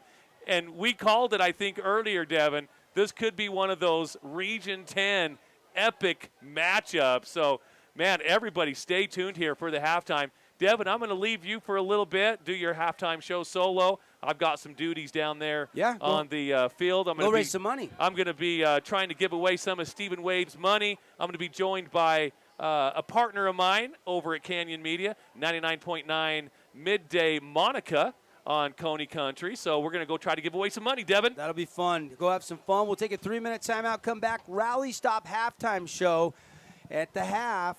It is a good one here from Snow Canyon High School as the Warriors lead by 1, 14-13 over the Thunder. Back after this 3-minute.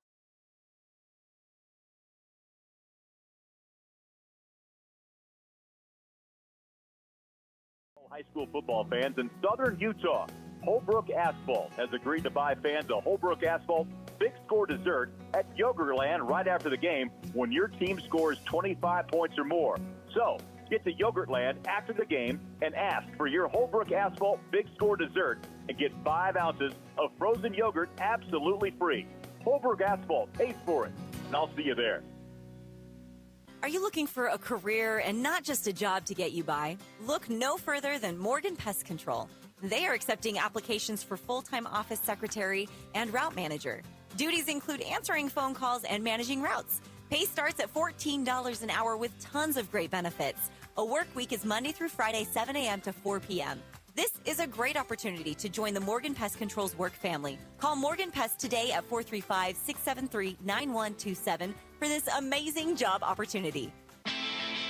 Rally Stop in Cedar City is proud to support Region 10 athletics. They want to wish all the teams good luck this year and look forward to seeing them bring home the championships. Rally Stop reminds you that after cheering on your favorite team, there's no better place to refuel than Rally Stop. So come on in, grab some gas, your favorite soda, and something to eat. They have all your post-game celebration needs. Rally Stop, swing on in today.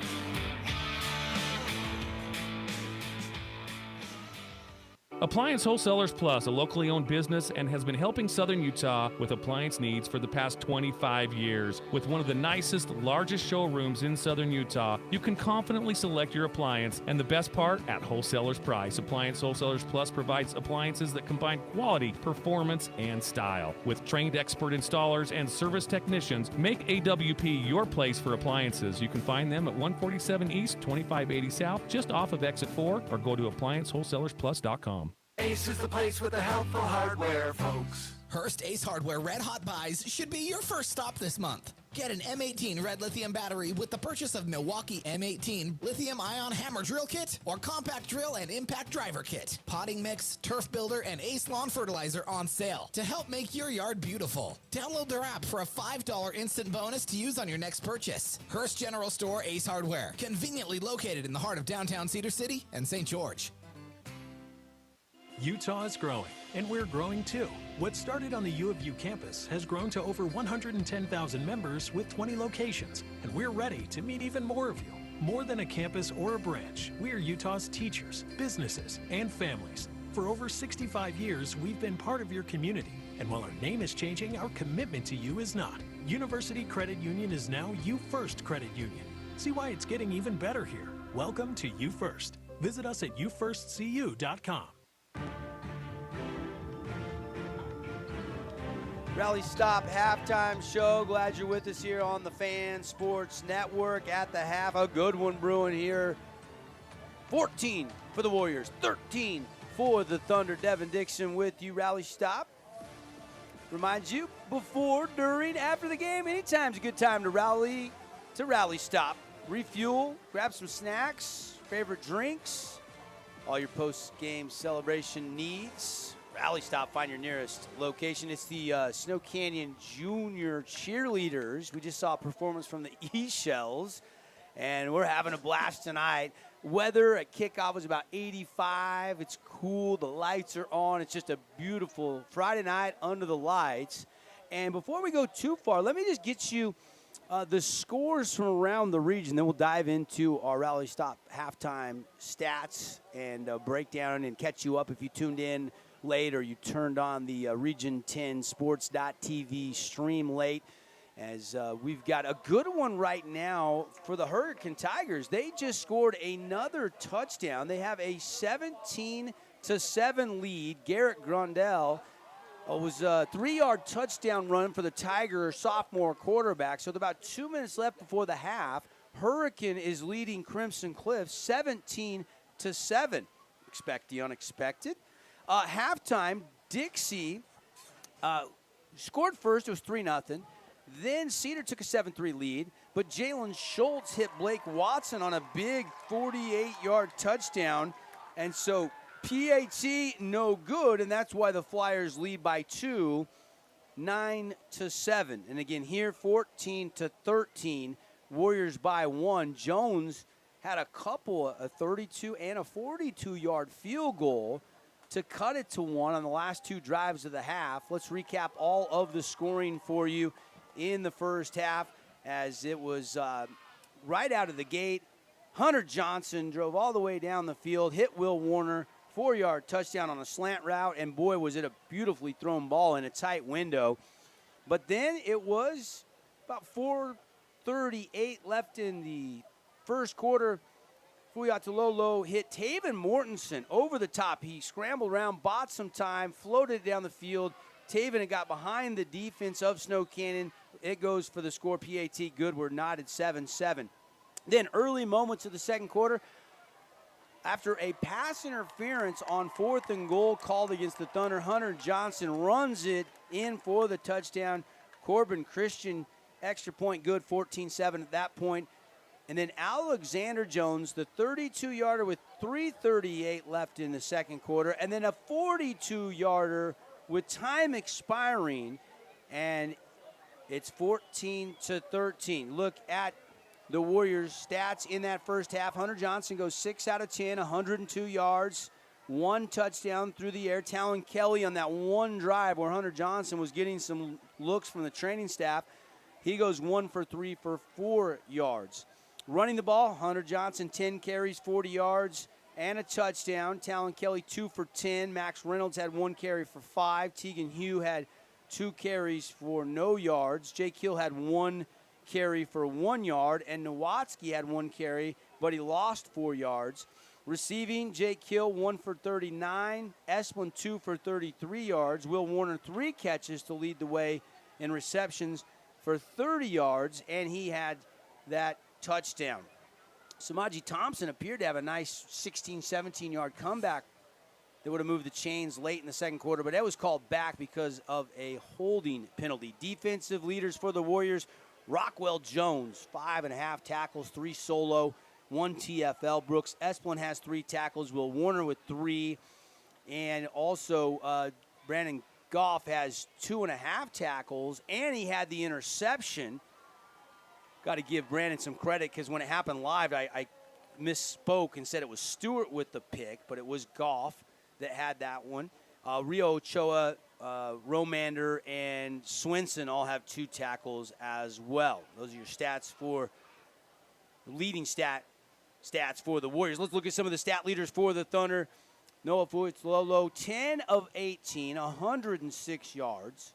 Did a really nice job on him compared to what he was able to do last week in that 56-21 win against Dixie. They were definitely tightening up the coverage and making things tough on Fui in that first half. Also had the interception to Goff.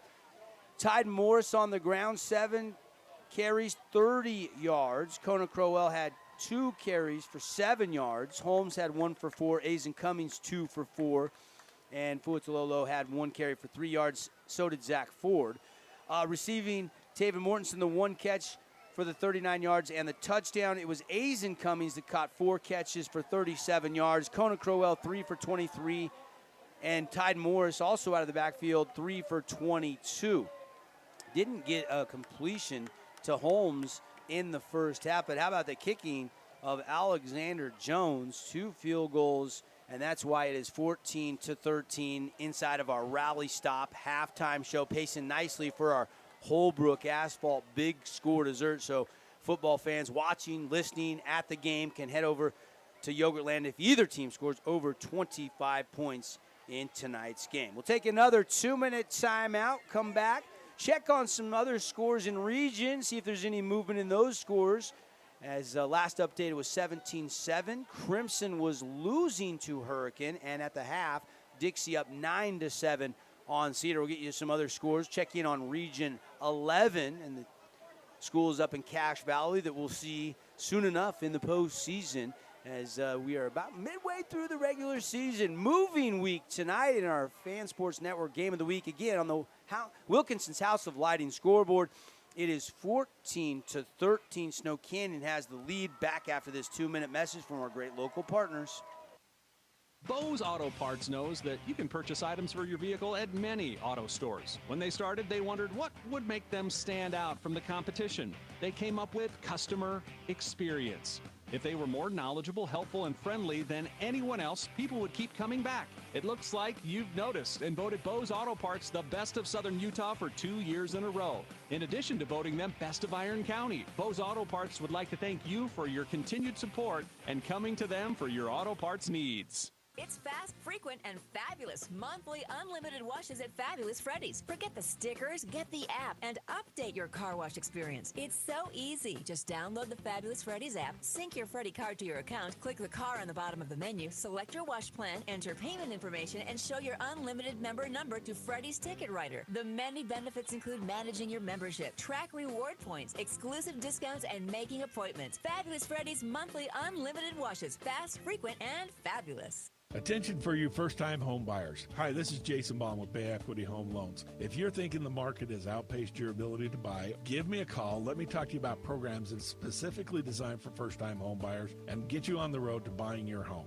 If you would be interested in learning how you can start the process of getting into your first home, you can reach me at baumloans.com. That's BAUMLOANS.com.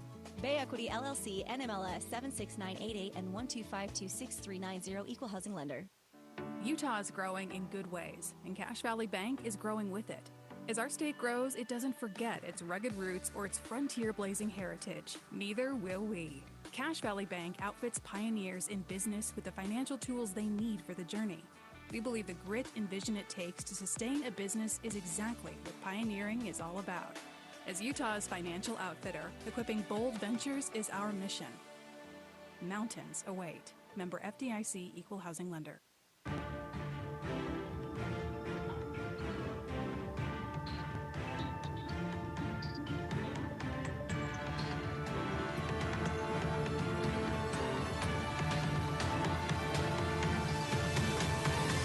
Well, welcome back, everybody. Rally Stop Halftime Show. Devin Dixon with you here on the Fan Sports Network, your home for not one but two Region 10 football games every night. You can just go over to 93.1 and you can catch that Crimson and Hurricane game, or you can watch this one, Snow Canyon Desert Hills, 1-point game at the half, or the Crimson Hurricane game on Region10sports.tv. So if you're listening on the radio, heading home for the night, get your smartphone, pull it out, and mirror it to your smart TV, and you can watch it on your big screen on Region10sports.tv, or you can go to YouTube, right, and find it on YouTube, on the app, on your smart TV as well. Lots of ways you can throw this up in the old theater room or the, what everybody have now, like a 70-inch screen right at their house. Matt's probably got a 130-inch screen at least at his house. Matt Hamlin is producing on Region 10 Sports TV, and so we want to welcome in our viewers and everybody on the Fan Sports Network listening. 14-13, good one.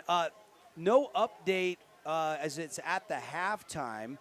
9-7 still. Dixie leads by 2 against Cedar, but Crimson has scored again to cut the Hurricane Tiger lead to 17-14.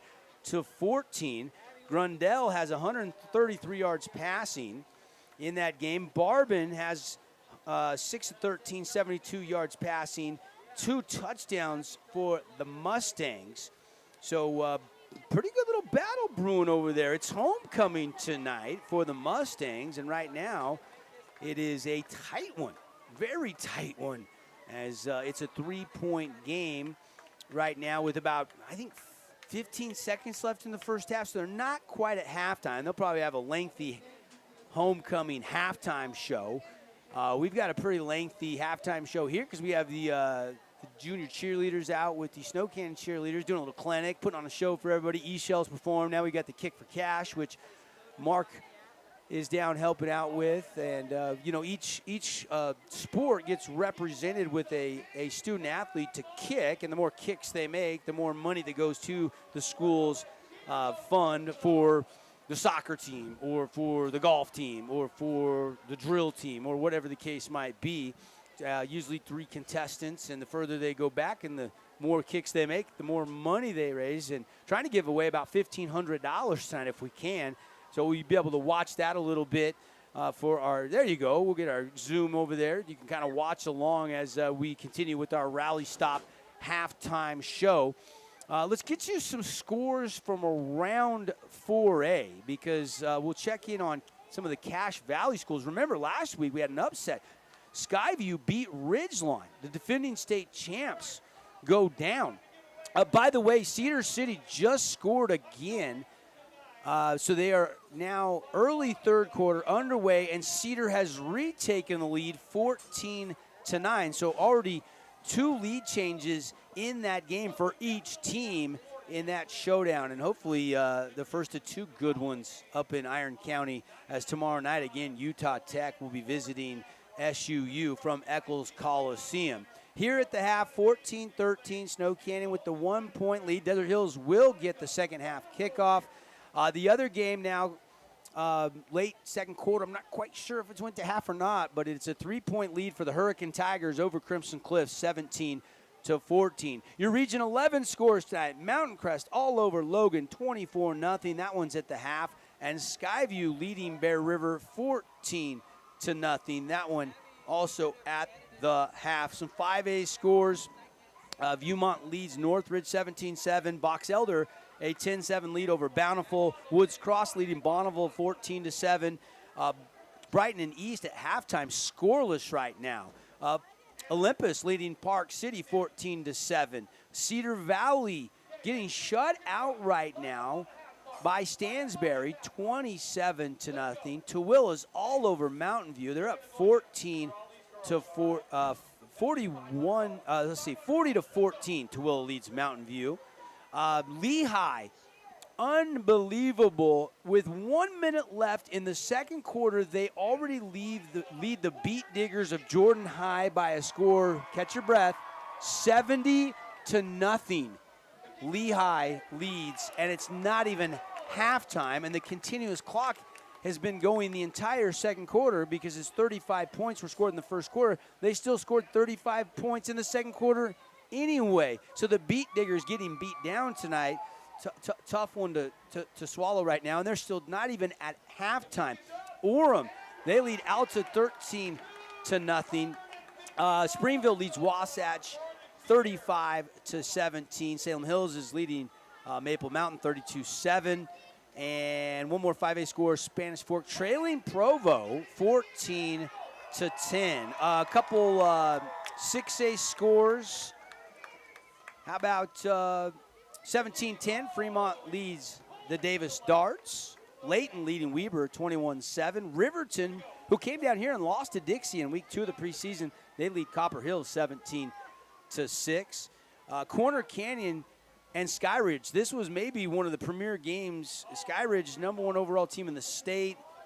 They won over Tempview 2 weeks ago, and they are leading Corner Canyon at halftime 17-14. Lone Peak leading American Fork 14-7. You check in on a couple 3A scores right now inside our Rally Stop halftime show. Morgan all over Ben Lomond 49-0. Grantsville taking it to Ogden 28-0. Juan Diego a 14-0 lead over Union. Juab at North Sanpete, they lead by 10, still in the second quarter, 31-21. A little shootout brewing there. Canyon View right now leading Manti at home 21-13. That game is at the half. Richfield leading Carbon 16-2. A couple 2A scores for you. It is Beaver up 49-0 on Grand early third quarter. San Juan leading Millard 39-0. And Delta leading South Sevier 13-7. So those are some scores from around the state. We'll take another 2-minute timeout here When we come back, we'll talk second half adjustments as at the Rally Stop halftime show. It's a 14-13 lead. Snow Canyon by 1 over Desert Hills on the Wilkinson's House of Lighting scoreboard. Back after this 2-minute timeout. Second half action coming up on the Fan Sports Network and Region 10 Sports.tv.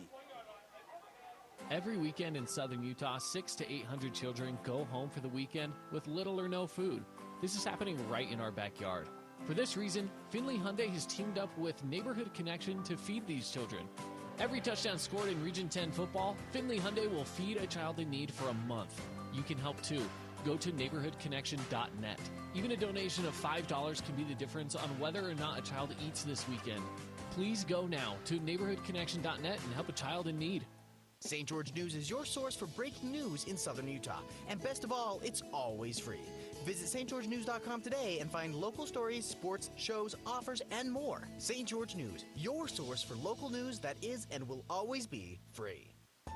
From bold statements to subtle compliments, Wilkinson's House of Lighting will help you more fully enjoy all the different spaces in your home. Stop in and see what's new at Wilkinson's House of Lighting, a proud sponsor of Region 10 Athletics. Did you know 40% of students in Washington County live at or below the poverty level? 600 of those students are considered homeless. These children don't have what they need to go back to school, but you can help. Come to Findlay Subaru on Sunland Drive now and help them fill the bus. Bring donations of school supplies, backpacks, hygiene products, snacks, and basic clothing. All the items filling the bus will be donated to our children right here in southern Utah. Donate today at Findlay Subaru on Sunland Drive. Buckle up, Region football fans. I'm Craig Boberjack, and I'm fired up for all high school football fans in southern Utah. Holbrook Asphalt has agreed to buy fans a Holbrook Asphalt big score dessert at Yogurtland right after the game when your team scores 25 points or more. So, get to Yogurtland after the game and ask for your Holbrook Asphalt big score dessert and get 5 ounces of frozen yogurt absolutely free. Holbrook Asphalt, pays for it, and I'll see you there.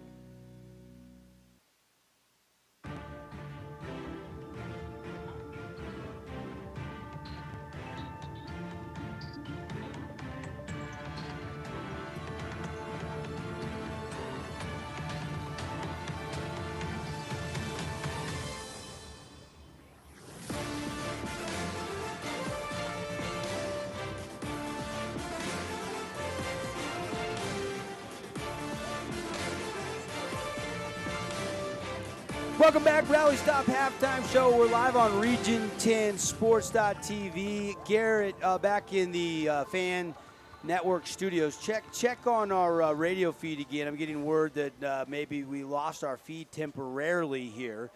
And so check on that for me if you can. And both teams are back out on the field, and the Warriors rip through the Warriors Let's Ride poster that some student club probably took hours in art class to make, and they ripped right through it. They'll give both teams a mandatory couple-minute warm-up.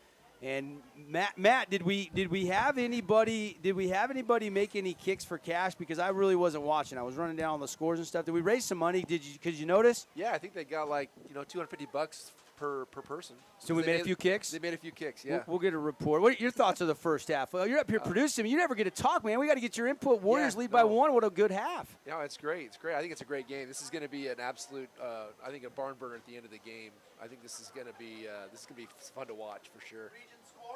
Region scores again before we start the second half. 17-14 Hurricane leads Crimson. Cedar just scored early third quarter. They now have a 14-9 lead over Dixie after trailing at the half 9-7. Here, it's a 1-point game, 14-13. Second half adjustments. Your coach Espen, Hunter Johnson threw one, ran for one. You want to see more of him making plays for your team, I'm sure, offensively. Yeah, for sure. I would definitely look at the pass a little bit. I mean, I'll open it up for him so he can start running the ball a little bit more. But I think the pass is going to go really well for the Warriors for sure. Thunder, obviously got a couple field goals. Coach Barry, is using Tristan John. Shaden Scott's been their normal kicker. He's been hurt. They might have just found their new kicker. He is amazing. 32 and a 42-yarder right through the uprights. Plenty of leg. Plenty of leg. So a couple late scores, both those coming less than 4 minutes left in the second quarter, and that's why it's a 1-point game at the half. Both teams kind of just getting loosened up again, and as I always say, expect the unexpected. We're in store for a good second half. I'm sure Coach Barry would like to get Tyden Morris going a little bit more on the ground. Of course, Tyden, through youth football all the way till his sophomore season, played with Snow Canyon, then they moved across town. But in that first half, Tyden really found a tough sled. And, I mean, he did have 7 carries for 30 yards, averaging 4.3 yards per carry, but they'd like to see him get a little bit more. But different spot this week for Desert Hills. They had a nice lead at the half, so they're able to come out and really go to the ground and pound last week against Dixie. And Kona Crowell rushed for 2 touchdowns. Tyden Morris rushed for 2 more in the second half.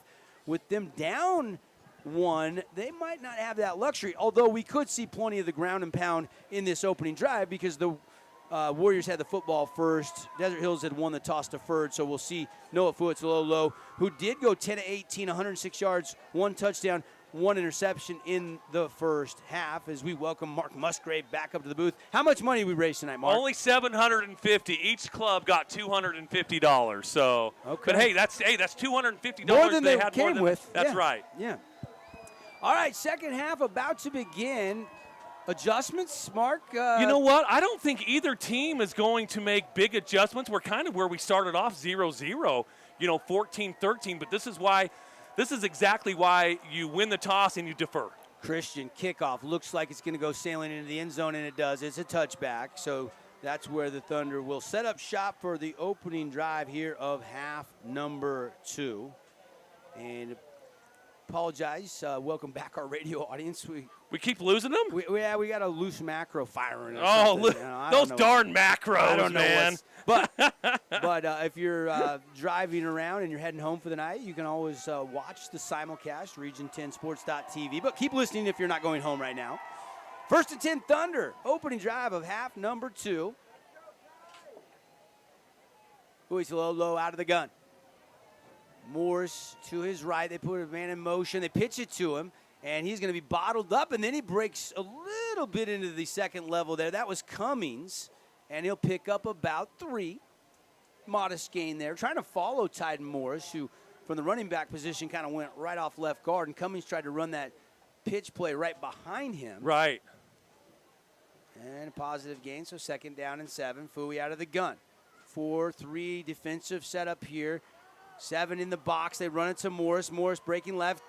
Nice little jump cut. Flag flies. It appears to be enough for a first down, but thrown in the vicinity of maybe a hold on the Thunder O-line. What a nice little hesitation move that Tyden Morris did, though. Not only is he a punishing runner, but he's got great footwork. It was kind of a little dance cut, wasn't yeah, it? Just a little hesitation cut. But it's coming back. And I'll put Desert Hills behind the chains a little bit here on the opening drive. One college score I didn't update you on. Air Force winning over Nevada right now, 41-7. One of the Friday night college football games. Just a reminder, tomorrow night we've got SUU versus Utah Tech from Eccles Coliseum. Pregame 5:15, kickoff 6 p.m. Fui looking to throw, rolling to the right. Pressure coming, has to get rid of it, and it's incomplete. And it'll be... even moving like that in the pocket, kind of being flushed out of the pocket there, Devin, he looks like he's got his legs underneath him. There's no limp. There's no hesitation. But, again, he still has to be careful on that knee.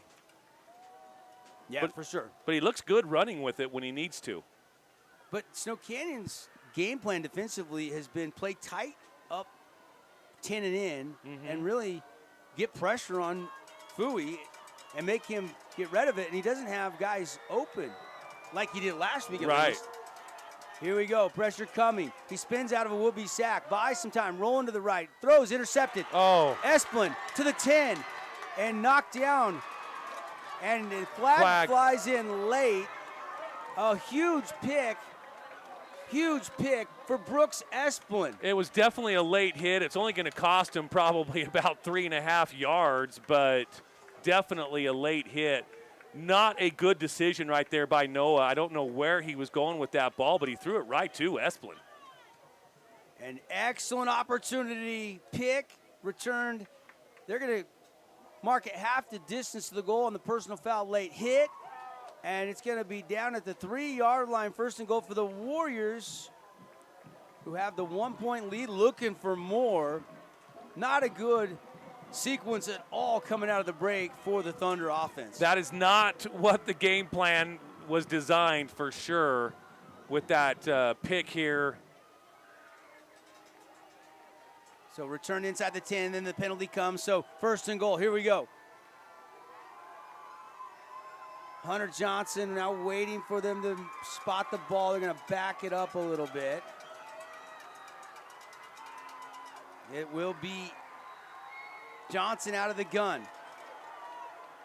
In the backfield, you've got number 25, Max Reynolds. They're going to run it to the left side and into the end zone. Touchdown, and that's Nowatzki with the score. Yeah, and there go the lights. Strobe lights are on.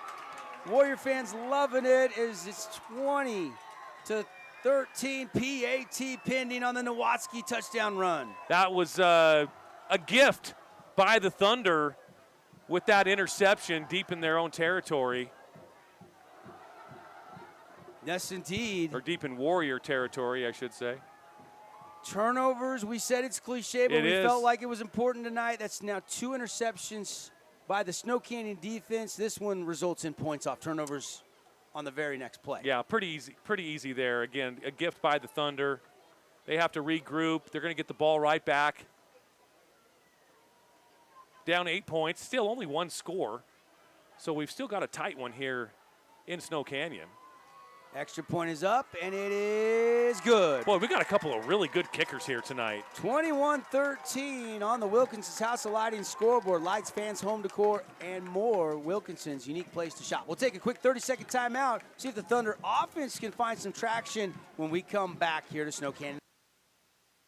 Hey, it's Sheldon Demke. Check out the latest episode of What's on the Menu, a behind-the-scenes tour of local restaurants. We'll see some of their favorite dishes and get an inside look on how these dishes are prepared. Check out this week's episode at stgeorgenews.com and click the shows on the menu tab.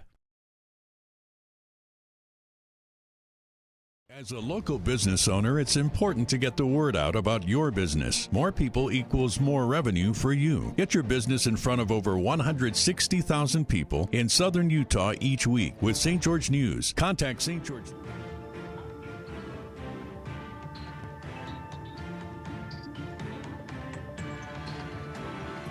Well, the interception by Brooks Esplin ran inside the 10, then the penalty, and then 1 play later, Carson Nowatzki, touchdown run. Warriors lead 21-13. Devin Dixon, Mark Musgrave hanging out with you here, and I'm sure Coach Sam Stevens and Jim Eggleston and even Coach Barry had to go try to settle down their offense after that ugly series to start the second half. Yeah, you know, hit the reset button.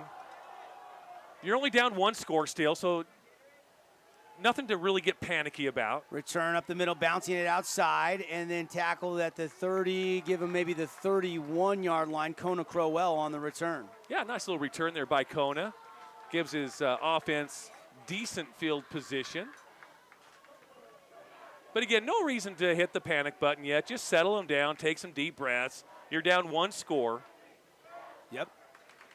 Looks like we are going to be well onto our way to a Holbrook asphalt big score dessert night, though, Devin, with the Warriors already at 21 points here early in the third quarter. Yeah, just need another score by the Warriors, and we'll go over that 25-point mark.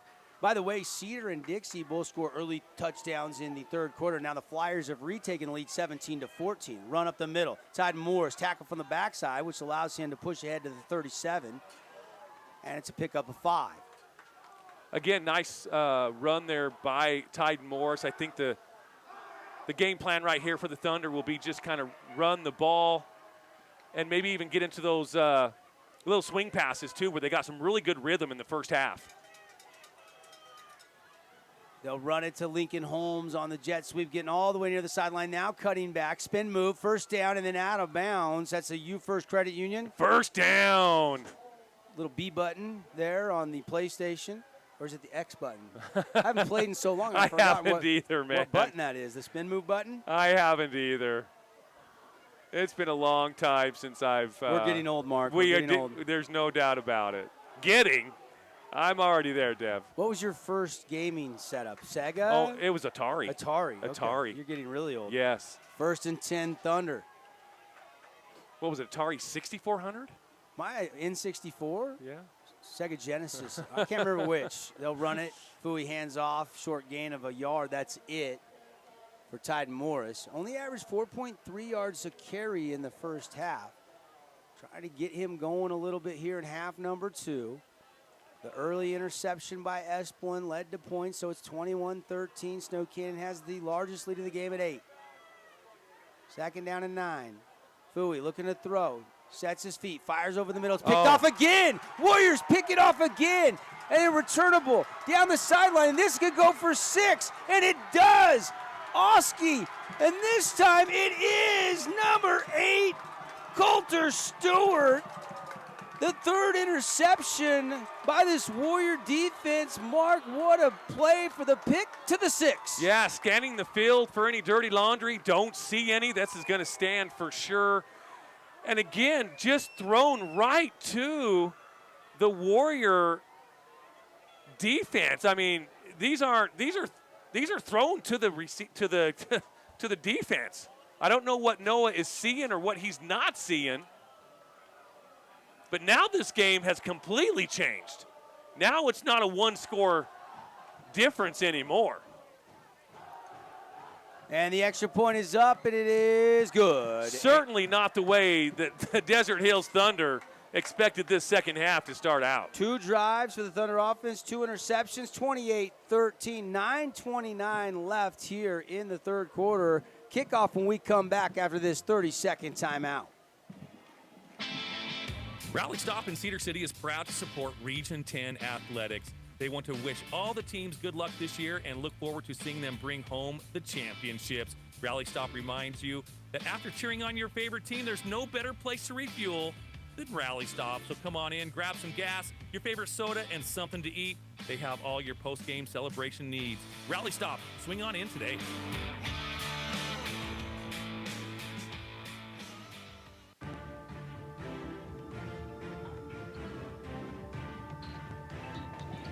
Well, whatever the Snow Canyon Warrior coach has said to their defense worked well, and Noah trying to make a play with his arm has now thrown 3 interceptions in this game.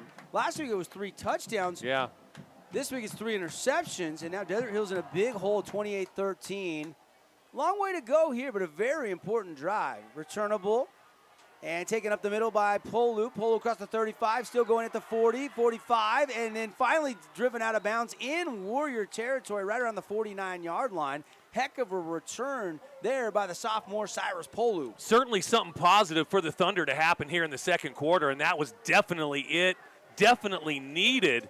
So Polu, who was kind of my X factor of this game, gives the Thunder their first positive play here in the second half, Devin. Score update. For the first time tonight, Crimson has taken the lead in their homecoming game. They lead now 21-17 over Hurricane. The number 1 team in the RPI and the 4A latest poll, up by 4. Run is given. Bo Wall hands off, and it is about a 3-yard gain for Tide Morris before a host of Warriors stack him up. So Bo Wall getting a look here, the sophomore who was the starter for, 4 games, Mark? Yeah.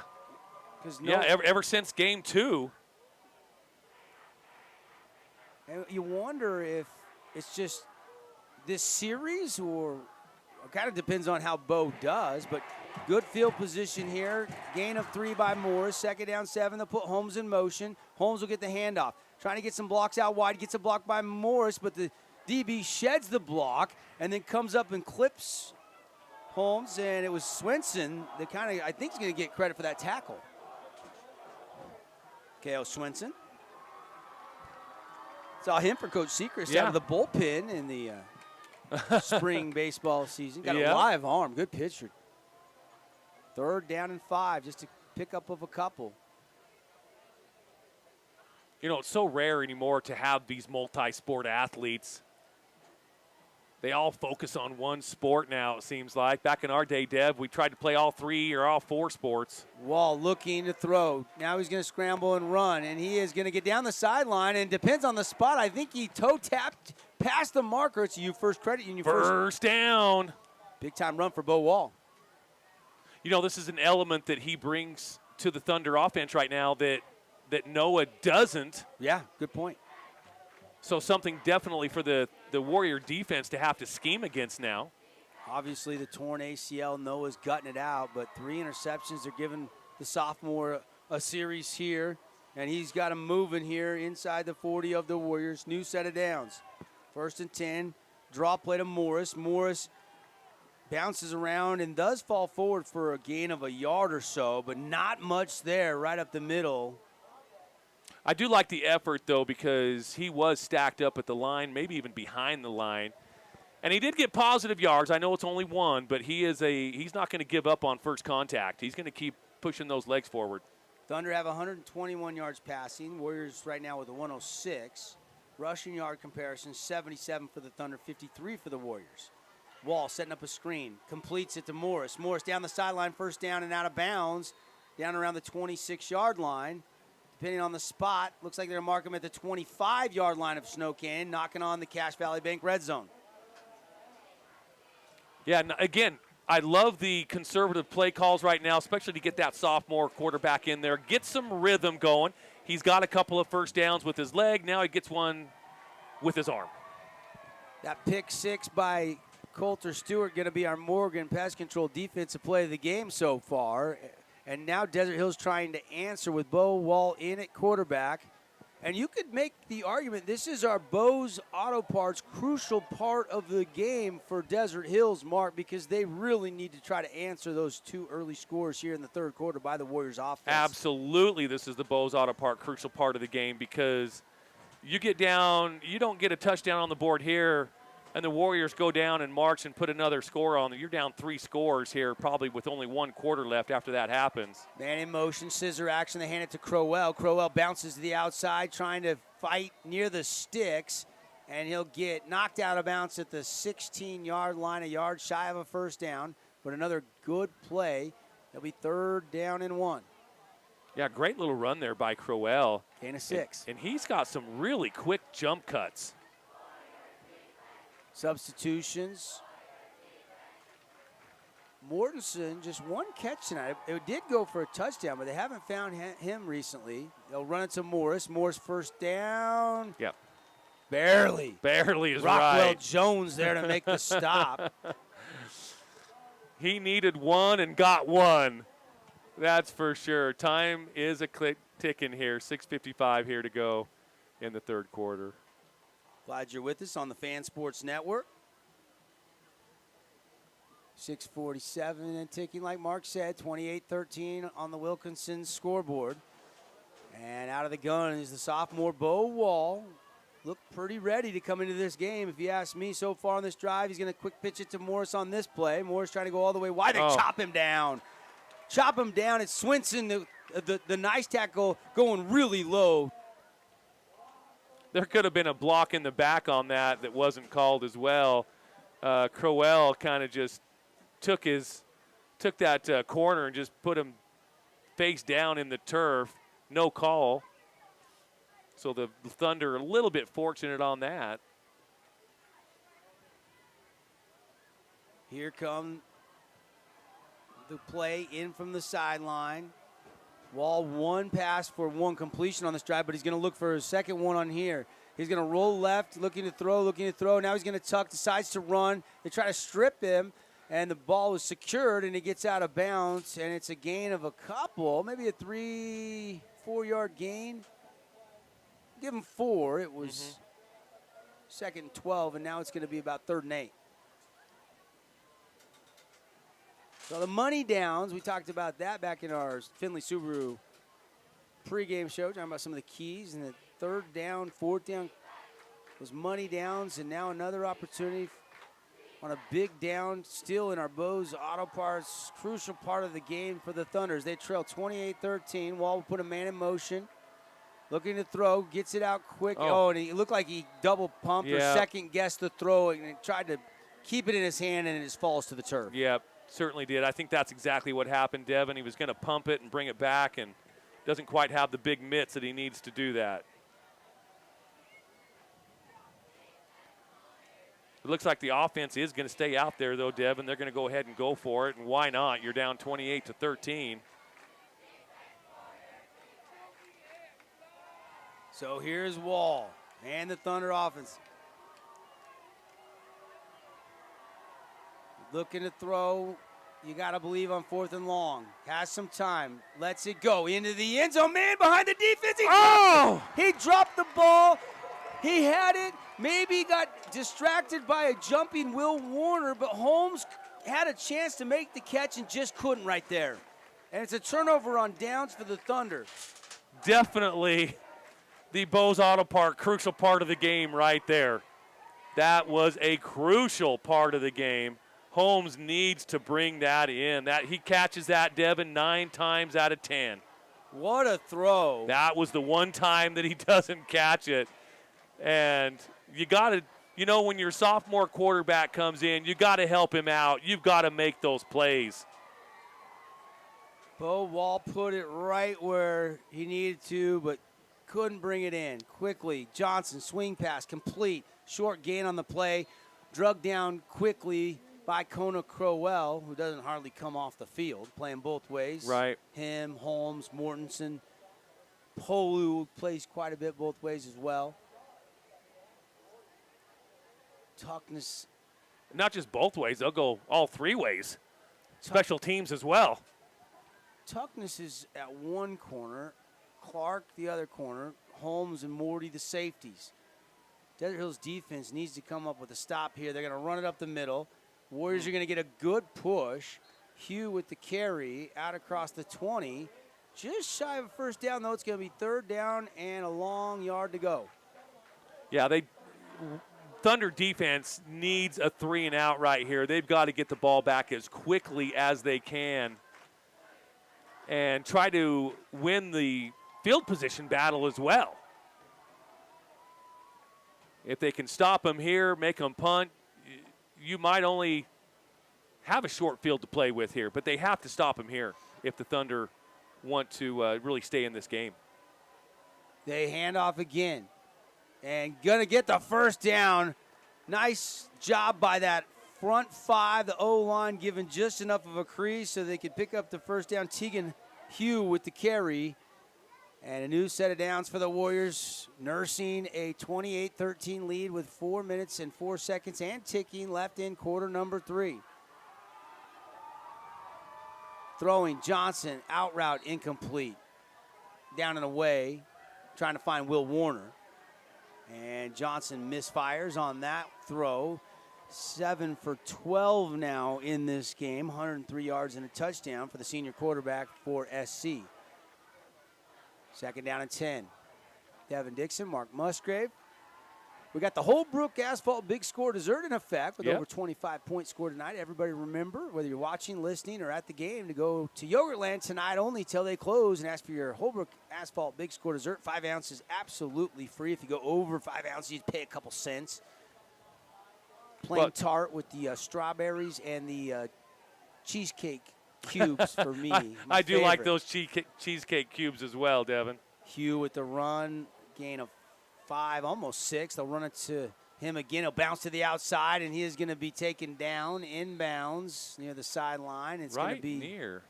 Just a yard shy, I do believe. We look like we have an injured player. It's the running back. That's Tegan Hugh, that's slow to get up. So Reynolds will come in. Offense is going to stay out there, Devin. 4th and 1. And 1. They did mark him just a little bit No, short. now Hunter walks off. So but take Kelly, the backup quarterback, can pooch it, or he could try to run it. Absolutely. I think you got a 28-13 lead. You got 3 interceptions tonight. Oh, and they get a jump. There was movement. Oh, my goodness. Might be a free 5 yards. It is going to be offsides against the Thunder. Costly mistake there. And it wasn't just one player. It looked like 3 or 4 players jumped on a hard count maybe. Wow. Big mistake by the Thunder special team / defensive line. So Desert Hills appear to maybe get the ball back, and now fresh set of downs for the Warriors. They can work a little more clock here. Late third quarter, 3 minutes to go. 28-13, Warriors have the lead. Looking to throw, and it's going to be tucked, and it's going to be a run right up the middle, and it's going to be maybe a half a yard on the play, and that is it.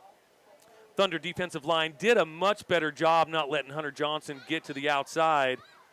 And they also had nice little pressure up the middle so Hunter Johnson couldn't escape and run for a lot of real estate.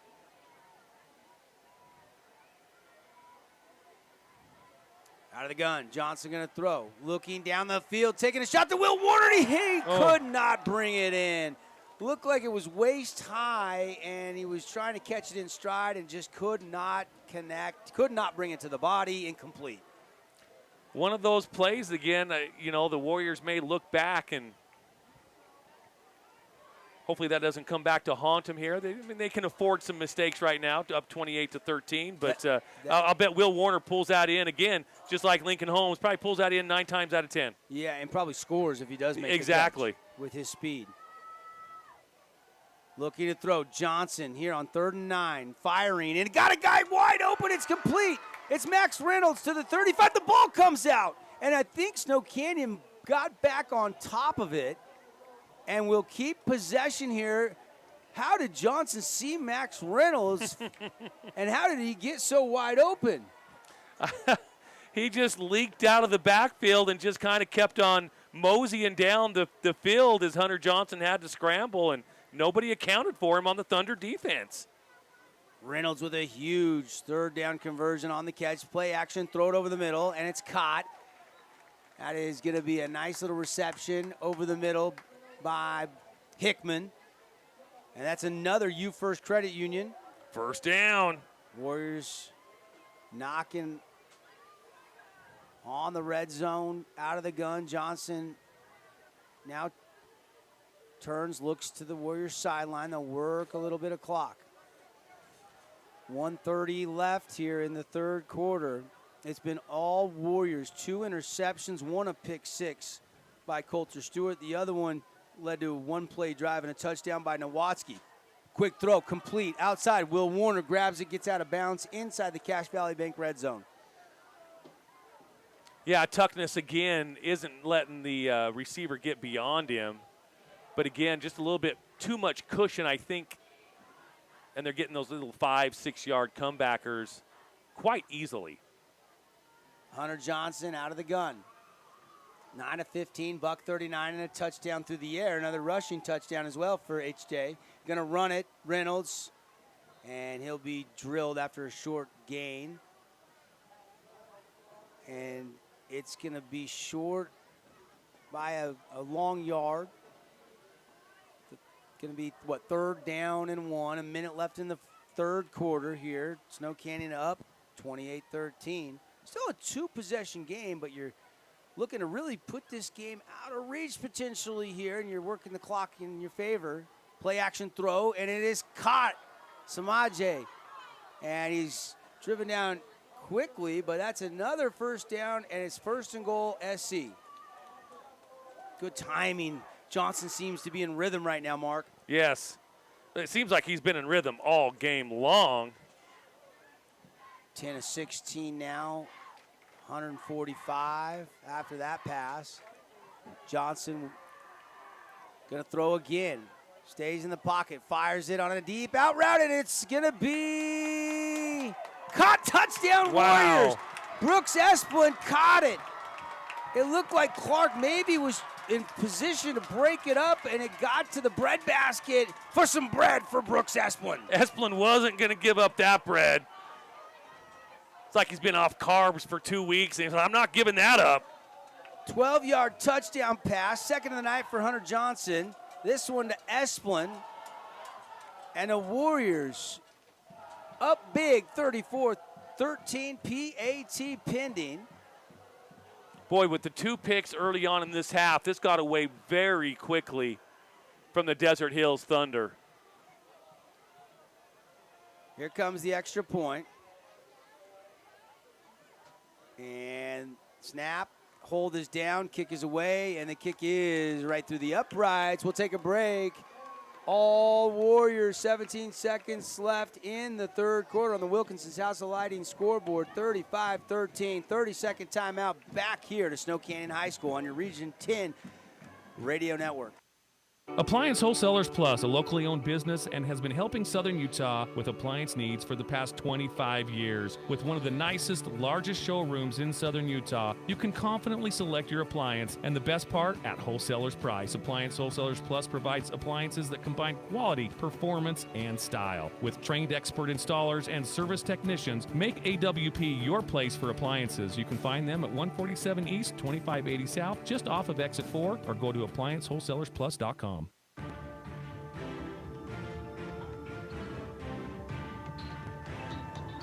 Thunder fans shocked. Warrior fans are having a blast at home tonight right now, Mark. Yes, they are for sure. It is party time over here at Warrior Snow Canyon Stadium. All Warriors right now, 21 straight points in the third quarter. 2 interceptions. And that was going to go to the end zone for the touchback. I mean, it was 14-13 at halftime. We were thinking, you know, last team to have the ball might win it. And then, you, as I always say, expect the unexpected. Interception. One play later, Nowatzki scores a touchdown. You know, and then, boom, pick 6 by Coulter Yeah. Stewart. And then, boom, you get another drive. This one they actually had to do some offensive heavy lifting. Right. But a couple big conversions on third down, and the Warriors strike as Brooks Esplin brings it in from Hunter Johnson. Johnson now 3 total touchdowns tonight, 2 passing, 1 rushing. And it is looks like Noah Fuatololo back in at quarterback. You know, I'm surprised at the Thunder offense that you call this here, Dev. Todd Moore's going to rumble off the left side and going to pick up 15 out to the 35-yard line. One of the longer runs of the night for Todd Morris. Absolutely. He definitely broke on that left side and was moving, running downhill for sure. Looks like we have an injured player down, one of the Warriors. But I was going to say a little bit right before that play, Devin, I'm a little surprised the Thunder offense got away from those swing passes, a little bit, you know, staying conservative, because that was working in the first half. They went down, they scored a touchdown with that offense. Then they got the ball back with about 1:30 to go in the first half, and they marched down far enough to at least put 3 points on the board going into halftime. But then they came out a little bit more aggressive, and Noah just threw it to the wrong team twice. Injured player. I can't tell who. Can you, Mark? I haven't seen a number yet.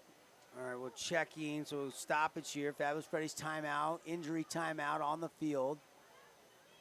And there's a host of Warrior coaches and trainers around somebody. Mike Esplin is all the way over there near the Thunder sideline, attending to, we don't know who. So we'll check on that. Quick update. Crimson Cliff says now their largest lead of the game. They're up 28-17. Remember when they were losing 17-7? Well, all of a sudden they've scored 21 unanswered. And they've got a little bit more comfortable 2-score lead. Seems to be the story of the night. For sure, close games in the first half, and then second half, yes, the home team starts to open it up a little bit. Checking on that Dixie Cedar score for you real quick. While we started the second half, both teams scored. So last we heard it was a 2-point conversion good, so 17-14 Flyers. And now it's tied in Cedar as the Reds connect on a field goal. And so 17-17, there's about 6:07 left in the fourth quarter. That's a good one. Yes, that is a good one. All of a sudden, this one is the most lopsided score of the night. Who would have thought that going into? I don't think. And again, that's why I say expect the unexpected every single Friday night. Many people would have expected this in the second half. The first half, we were on our way to an epic Region 10 showdown. Trips to the near side. Mortensen, the single receiver at the top of your screen. Working left to right on the radio dial. And Tide Morris takes the handoff from Fui, and it's going to be a 2-yard gain. They've done a pretty good job on Tide Morris tonight. This Warriors defense got to get some credit. Holding Desert Hills after scoring 56 last week to through 3 quarters, only giving the Thunder 13 points. Quarter 4 coming up when we come back. 35-13, Warriors lead the Thunder here on the Fan Sports Network, Region 10 Sports.tv. Back in a flash. Ace is the place with the helpful hardware. Southern Utah, the anticipation has been building. It's Region 10 football back under the lights on a Friday night. The matchup you've all been waiting for. Get ready for Region 10 football. It's time.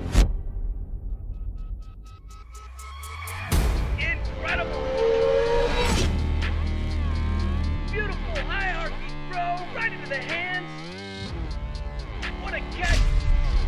He levels the boom! Boom!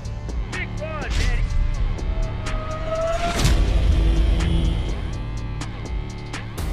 Oh, what a catch!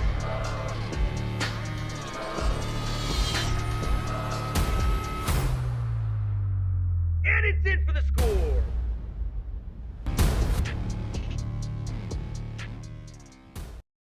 Yes, they do. If they want to have any chance to win this game.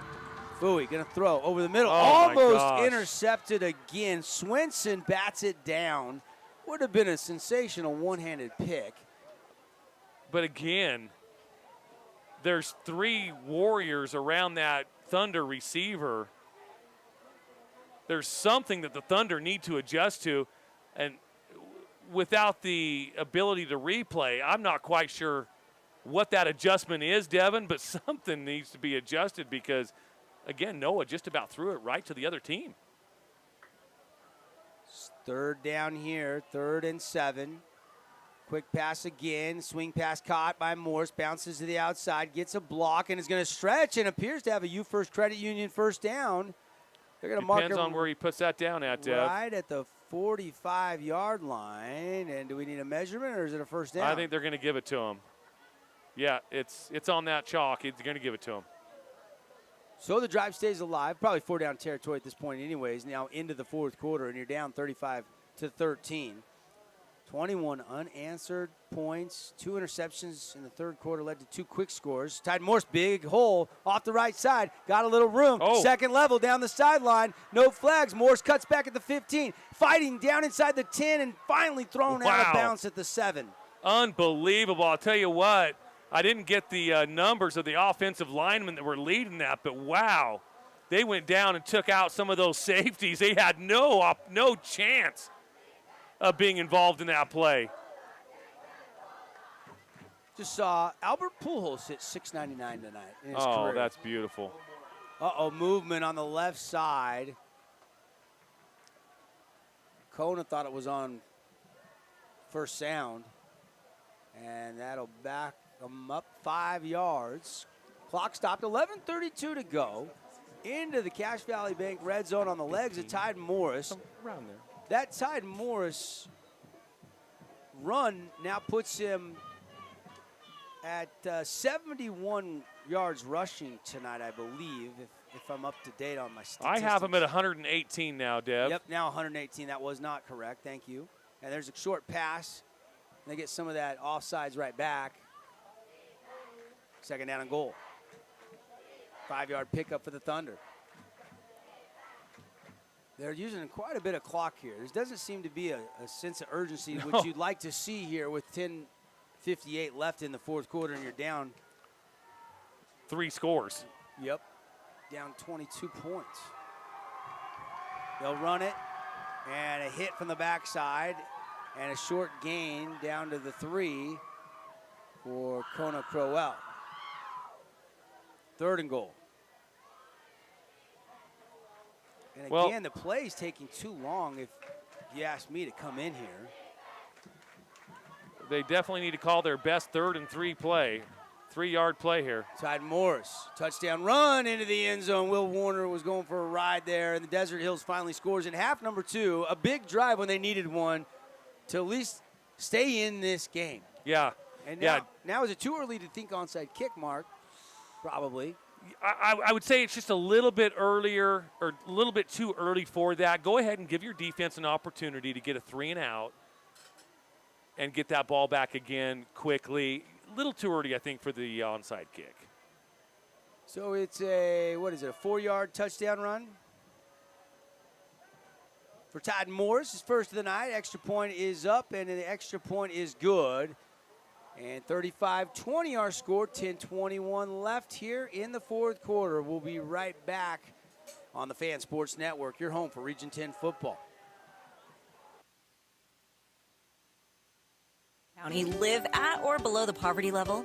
600 of those students are considered homeless. These children don't have what they need to Catch go a back. recap of all the Region 10 football action with the Region 10 Recap, a weekly recap of all the football and boys basketball games each week. See the hits, video highlights, and big plays every Saturday morning on the St. George News' Facebook page. Hey, it's Sheldon Demke. Check out the latest episode of What's on the Menu, a behind-the-scenes tour of local restaurants. We'll see some of their favorite dishes and get an inside look on how these dishes are prepared. Check out this week's episode at stgeorgenews.com and click the shows on the menu tab. Set to kick off. And the kicker is Tristan John now. Shaden Scott's been hurt most of the year. Put this in the end zone, son. And John is going to try to do exactly that, and he is going to be successful 1 yard deep. Will Warner change that. Never have been able to return kicks once it crosses the play. You got to put the heels inside the goal line right. in the field of play if you want to return it. Yeah. We've seen some players put their feet there and try to jump and catch it high. You're right. But kind of a safety rule at the high school level in the state of Utah. I don't like the rule, but I understand the rule. Yeah, I do too. You can get a lot of violent hits. And you got one Warrior that was injured down there with the heavy ice on the shoulder, uniform off. I'm not sure who that is, Mark. Well, Devin, I think this is another Bose Auto Park crucial part of the game, especially for the Thunder defense. Yeah, and they're going to throw. Taking a shot down the field, and it almost was intercepted through the hands of Mortensen. Just got his fingertips on it, but couldn't bring it in. Yeah, definitely overshot his receiver by about 3 or 4 yards. Taven Mortensen definitely the closest near that ball. Crimson Cliffs has added another score, so they are now running away 35-17.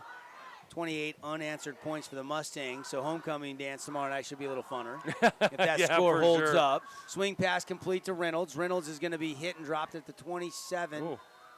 And finally brought down by Holmes and, was that Clark? Hunter Clark. That'll make up that extra effort will definitely make this third down call a little bit easier. 3rd and 3.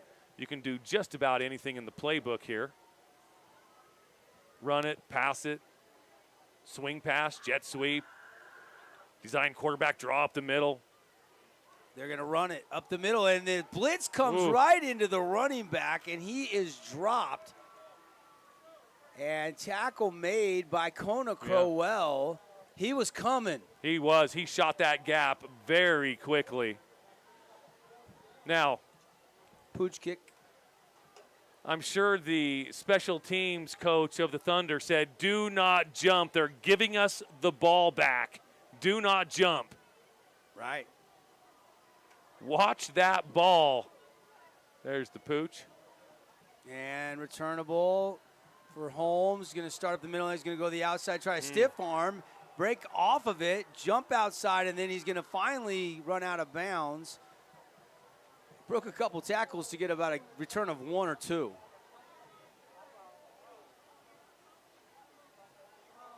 Yeah, it looks like he when he caught the ball, he kind of stopped for a second, assessed the field while the Snow Canyon Warrior special teams was coming down for him. It was kind of interesting to watch where he just kind of assessed the field and, well, it didn't do much good because he didn't get a great return there. 1st and 10 Thunder, though. The defense gives the ball right back. This drive will start with a second, less than 9 minutes on the fourth quarter clock. They'll run it to Morris. And now if you're going to run the ball, you're fine. You still got time. You're down 15. 2-score game, and you need a 2-point conversion. But you have to go quick if you're going to run the football. Yes, you do. play's got to come in quick, got to get set quick, and you got to go. And that play is not coming in quick enough. I don't believe it is. Noah has to just demand that play call right when the play's over. Twins to either side. Morris to the left of Noah, forward to Lolo. Senior quarterback playing with a torn ACL. Steps up in the pocket, and he's going to be sacked. And that is what, the second sack of the night? Or is that the first? The other one he got back close to the line of scrimmage and actually got a gain. I think that's the first sack by the Warriors defense, but you look at the turnover differential. Snow Canyon has 3 interceptions, and they have not turned the ball over themselves on offense. 3rd and 11 after the sack. Who got to him? Number 8, Coulter Stewart. No, I think it was the D tackle. Oh, 57. Vincent Threlfall. Pressure coming. Fui rolling, stepping, lets it go over the middle in traffic. It's caught. Wow. What a catch by Lincoln Holmes, and that's 3 yards past the first down marker. That's going to be you first, Credit Union. First down. I'll tell you what, Noah just kind of moved out of the pocket there, slid his feet a little bit, directed traffic, and delivered a strike to Lincoln Holmes across the middle.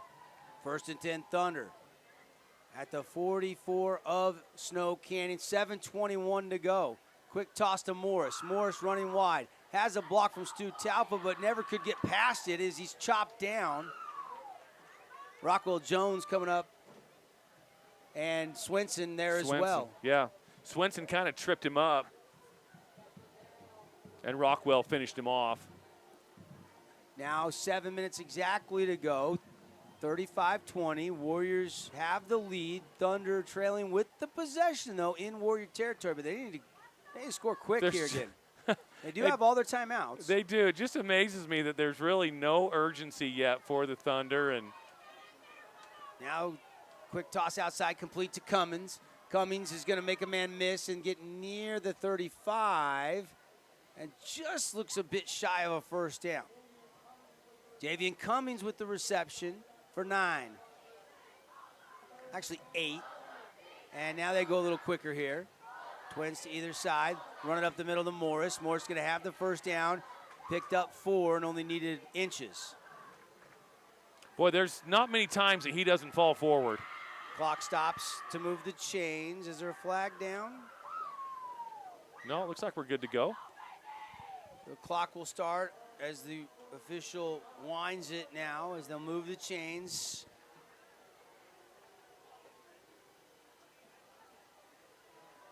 Again, clock ticking here. Yep, 1st and 10. It's a smooth pace. It's not a rapid pace, though, is it? No, heavens no. It's a little bit too slow for my liking with the score and the time left. Well, out to Lolo, going to rock fire, and it's deflected off the pads of the intended receiver, which was Lincoln Holmes or Javian Cummings. Javian Cummings. So Cummings couldn't bring it in. That was a missile out of the hand of Fui. Yeah, it was. He just let that ball get way too deep into his body. Like you said, it bounced off his pads. Now they can go a little slower because the clock has stopped on the completion. 2nd down and 10. 5:41 to go, 4th quarter. Warriors lead 35-20. Thunder trying to drive down, make it a 1-score game. They're going to run a sweep to Holmes, waiting for some blocks to, and now he's going to stay in bounds. Maybe could have coasted out of bounds, and the clock will continue to tick, and it's only a gain of about 4, maybe 5. Give him 5. Yeah, and I think he would have had 5 if he would have just darted out of bounds as well. I think they need to really talk about situation and clock management here. Holmes will come all the way from the near sideline off the field. And now more substitutions here on 3rd and 5. Fui out of the gun. 3-by-1 set, going to throw. They only rush 3. Has some time, fires it, and it's caught on the sideline, but he stays in bounds. Man, it looked like maybe Mortensen could have tried to stretch the ball out of bounds, but the clock will continue to tick after they set the chains. Conrad Green with a great tackle, keeping Mortensen in bounds to keep that clock a ticking. More substitutions here.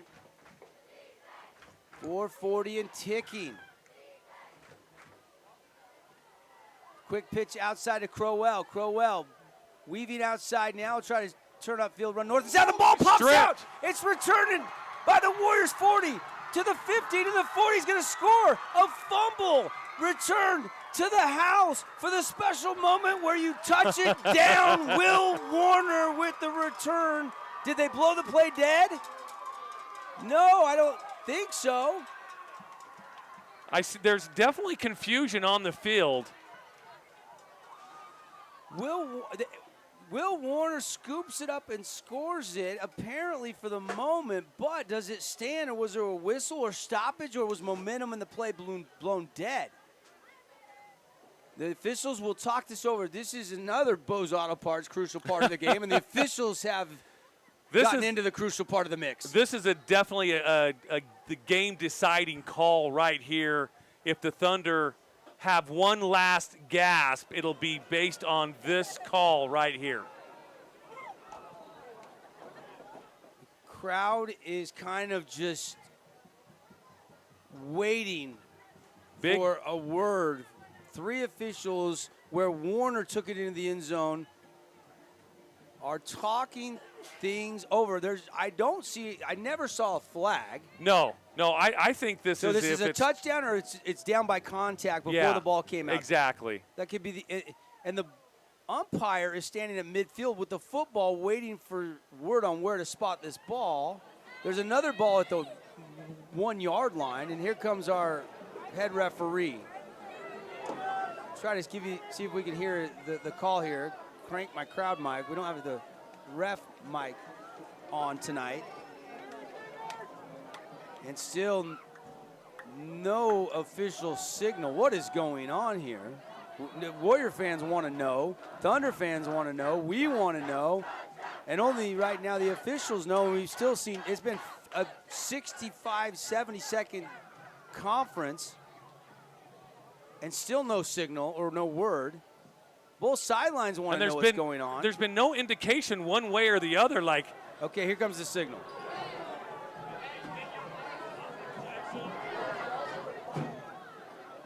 Touchdown Warriors.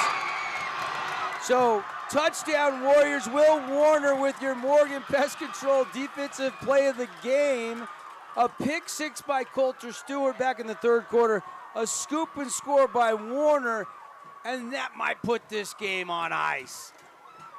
Yes, I believe that was the last gasp, the decision on that call for the Thunder. Absolutely, that's going to be the icing on the cake for the Warriors. 41-20 PAT coming up here for Christian.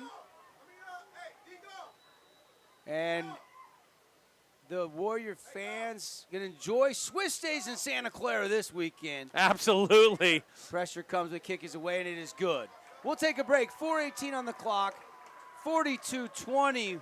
Warriors on their way to a victory here over the Thunder in a big-time Region 10 showdown. Stay with us on the Fan Sports Network. Check out this week's edition of TGIF on stgeorgenews.com. TGIF is your weekend adventure guide to all the fun and exciting things going on in Southern Utah this weekend. Find this week's edition at stgeorgenews.com and click the shows on the menu tab. Have a blast this weekend.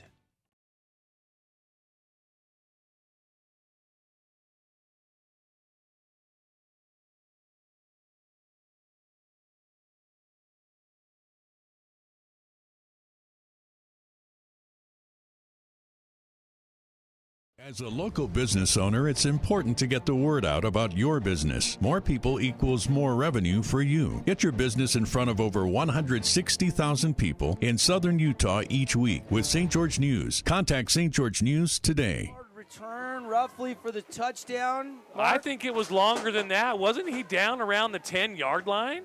Well, in all the confusion, the delay, I lost track there. Yeah. So Will Warner, big play. Got to be your Appliance Wholesalers Plus Playmaker play of the game, doesn't it? Absolutely, because it really just sealed this game.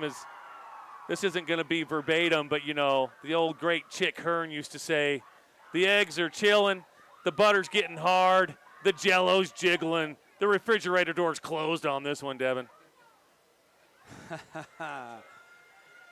Two good teams tonight, but, 4 turnovers and direct points on 3 of the 4 turnovers. Squib kick out of bounds. They just don't want to give up a. Absolutely. And now the flag flies, and I think, Polu had that good return earlier in this game in the second half out to midfield. They didn't want to risk that, so they just kick it out of bounds. It looked like intentionally there to avoid a return.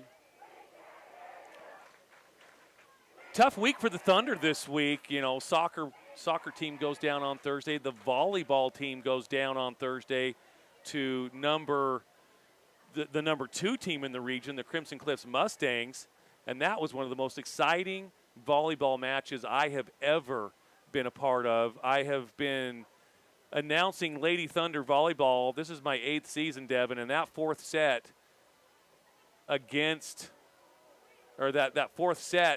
last night was probably the loudest, most intense volleyball set I have ever seen in 7.5 years. So, but tough week to be a Thunder. Yeah. That's for sure. Been some tough breaks. Well, Titan Morris scored that touchdown run. It was about 10 minutes and 21 seconds left in the fourth quarter. Then they get the 3 and out. They get all the way down at the Cache Valley red zone, and then the fumble return for a touchdown. Pick 6, a near pick 6 that one play led to points. Bo Wall now in at quarterback. He's scrambling around. He's going to tuck in. He's going to run. Wall is going to get the 40 and the 35 of Snow Canyon. Pretty good run by the quarterback, Bo Wall. And it looks like Noah Fuatsalolo's night is done. That's probably the white flag waving there for Coach Rick Berry and the Thunder. Absolutely. There's no reason for him to be out there with that knee brace and that knee. No question about it. So smart move by the Thunder coaching staff to pull Noah. And, hey, it gives this sophomore quarterback just even more experience. I know he has 4 starts under his belt for the past 4 games, but this is smart and just gives him more experience. Wall now with 3:58 and ticking. Now there's no reason. Makeo Swenson was the guy that stripped it, and then Will Warner ran it back. We're going to call it 80 yards officially on the return for the Warriors. And now flags fly, dancing around, and finally the Warriors make the tackle. Took a while, but it's a tackle for a loss and a flag to compound it. That may be like Titan Morris is going backwards. He has 106 yards right now. Now that might take him back to about 103. So we're going to go Appliance Wholesalers Plus Playmaker play of the game. Makio Swinson with the strip. Will Warner with the fumble recovery, ran back for the touchdown. I love both of those calls, Devin. And appreciate the boys that sell GE appliances, complete kitchens, washers, dryers, laundry sets. Across the freeway from the Bloomington Walmart, it's easier than you think to buy direct and save at AWP. And let's be honest, they're the coolest dudes in the business as well. You go on down and see those guys over there. Great showroom. Absolutely. Low Wall now after the hold, 1st and a mile from the 49. Looking to throw over the middle. Now checks out to the outside. Flags fly. Maybe got there early. And now we got a little laundry here on this drive. Starters are still out there for both teams except for Bo Wall. Hickman is going to check out. And coming in off the sideline for the Warriors is Holt. Also, here comes that Rockwell Jones. That's Coulter Stewart coming off the field. Rockwell's still out there. Of course, this defense took a blow 2 weeks ago in that loss to Crimson when Will Warner got ejected. Yeah. But they were able to beat Hurricane with him sitting out most of that first half, or the first quarter at least. Yeah, first quarter.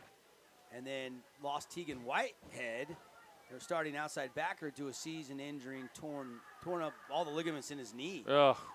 Wall steps up in the pocket, now scrambles to the left and sacked. Back at the 40, Wall is sacked. Number 36, Holt, who just came into the game, gets a sack. Big time stop there. Hey, if I'm going to get in the game, I'm going to go ahead and get on the stat board. Well, I think he's been in the game previous, I just think he just checked in on that one play. That's always fun, though, when you come in and then the very next play, boom, you get a takedown. 2nd down and 14, loss of 4 for the Thunder. Now 2:40 remaining in the fourth quarter. Snow Canyon up 42-20. Screen pass to Morris. Morris down the sideline. Morris cuts back at the 30. Bulldozes Swinson at the 20. Ouch! He is definitely a punishing runner once he gets that ball, Devin. When he's running downhill, look out. That was Conrad Green, actually, that he bulldozed at the end of that run. But you got to give Green credit. Absolutely. You know, he didn't back down. No, he did not. I'll tell you what, that was either bravery or stupidity. I'm not quite sure which one that is. I think it's bravery. You're giving up about 35 pounds, maybe 40. I don't know what Green weighs, but it's not 205. Oh! And another big punishing run. Morris just put his head down, and another flag flies in late. And the Warriors defense content to just make Desert Hills use some clock here. With now 2:04 left, we await the penalty flag. Warriors on the Wilkinson's House of Lighting scoreboard up 42-20. Lights, fans, home decor, so much more. Homeowners and contractors love to shop at Wilkinson's. Just off Main, kind of down there across from Fiesta Fun Center. My wife had me go in for some fans and some exterior lights, and I've made quite a few purchases there. Yeah. It's fun stuff, though. Good-looking stuff. Trevor Got and the some gang, they'll take care of chandelier you. lights that my wife had to have. Oh, yeah? Screen pass. Crowell caught it, drilled, and dropped at the 5.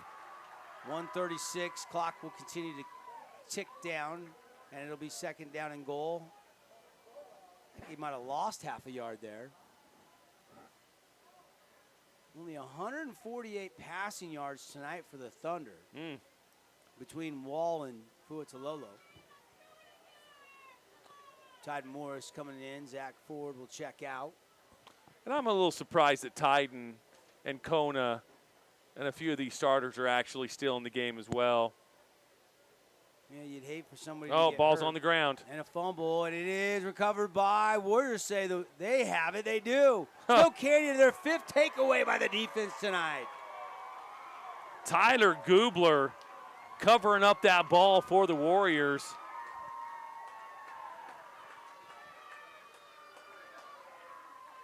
Another turnover. 5 too many for Coach Rick Barry and the Thunder fans liking, and the Warriors got to be loving it. Definitely, and I know this is Captain Obvious, but that is definitely the difference of this game is the 5 turnovers for sure. I know, Captain Obvious, Matt. I know. Well, direct points off, at least 21. Yeah, direct absolutely. Points off 3 of the 5 turnovers. Now, and it's a 22-point game. Dixie has won it 25-24 at Cedar. Wow. Gutsy comeback on the road. They got a 2-point conversion to win it. Wow. Big win for the Flyers. That is awesome for the Flyers. And now they can go victory formation here. 42-17. So 35 unanswered points for the Mustangs. They're going to win. And it's now final. So Crimson has won it. And there's the kneel down, and that's ice. I don't think they have to snap another one. And Snow Canyon will win it tonight by a final score of 42-20. And the takeaways, the 5 takeaways, the storyline. Warrior fans will celebrate this one. Esplin giving some love to his guys as he walks out to line up and shake hands. Mark, was a great performance tonight by the Warrior defense. It certainly was, and you know, with the 4 picks and the fumble recovery on those turnovers, 5 turnovers. Yep. Yeah, you can't do that against a good football team, and that's what the Thunder did today. You know, 14-13 at halftime, second half, they just didn't come out with the intensity and the execution of the game plan that the Thunder needed. 42-20, the final on that Wilkinson's House of Lighting scoreboard. We'll take a 2-minute timeout, come back with the post-game shows. A lot of awards to hand out when we come back right here on Region 10 Sports.tv.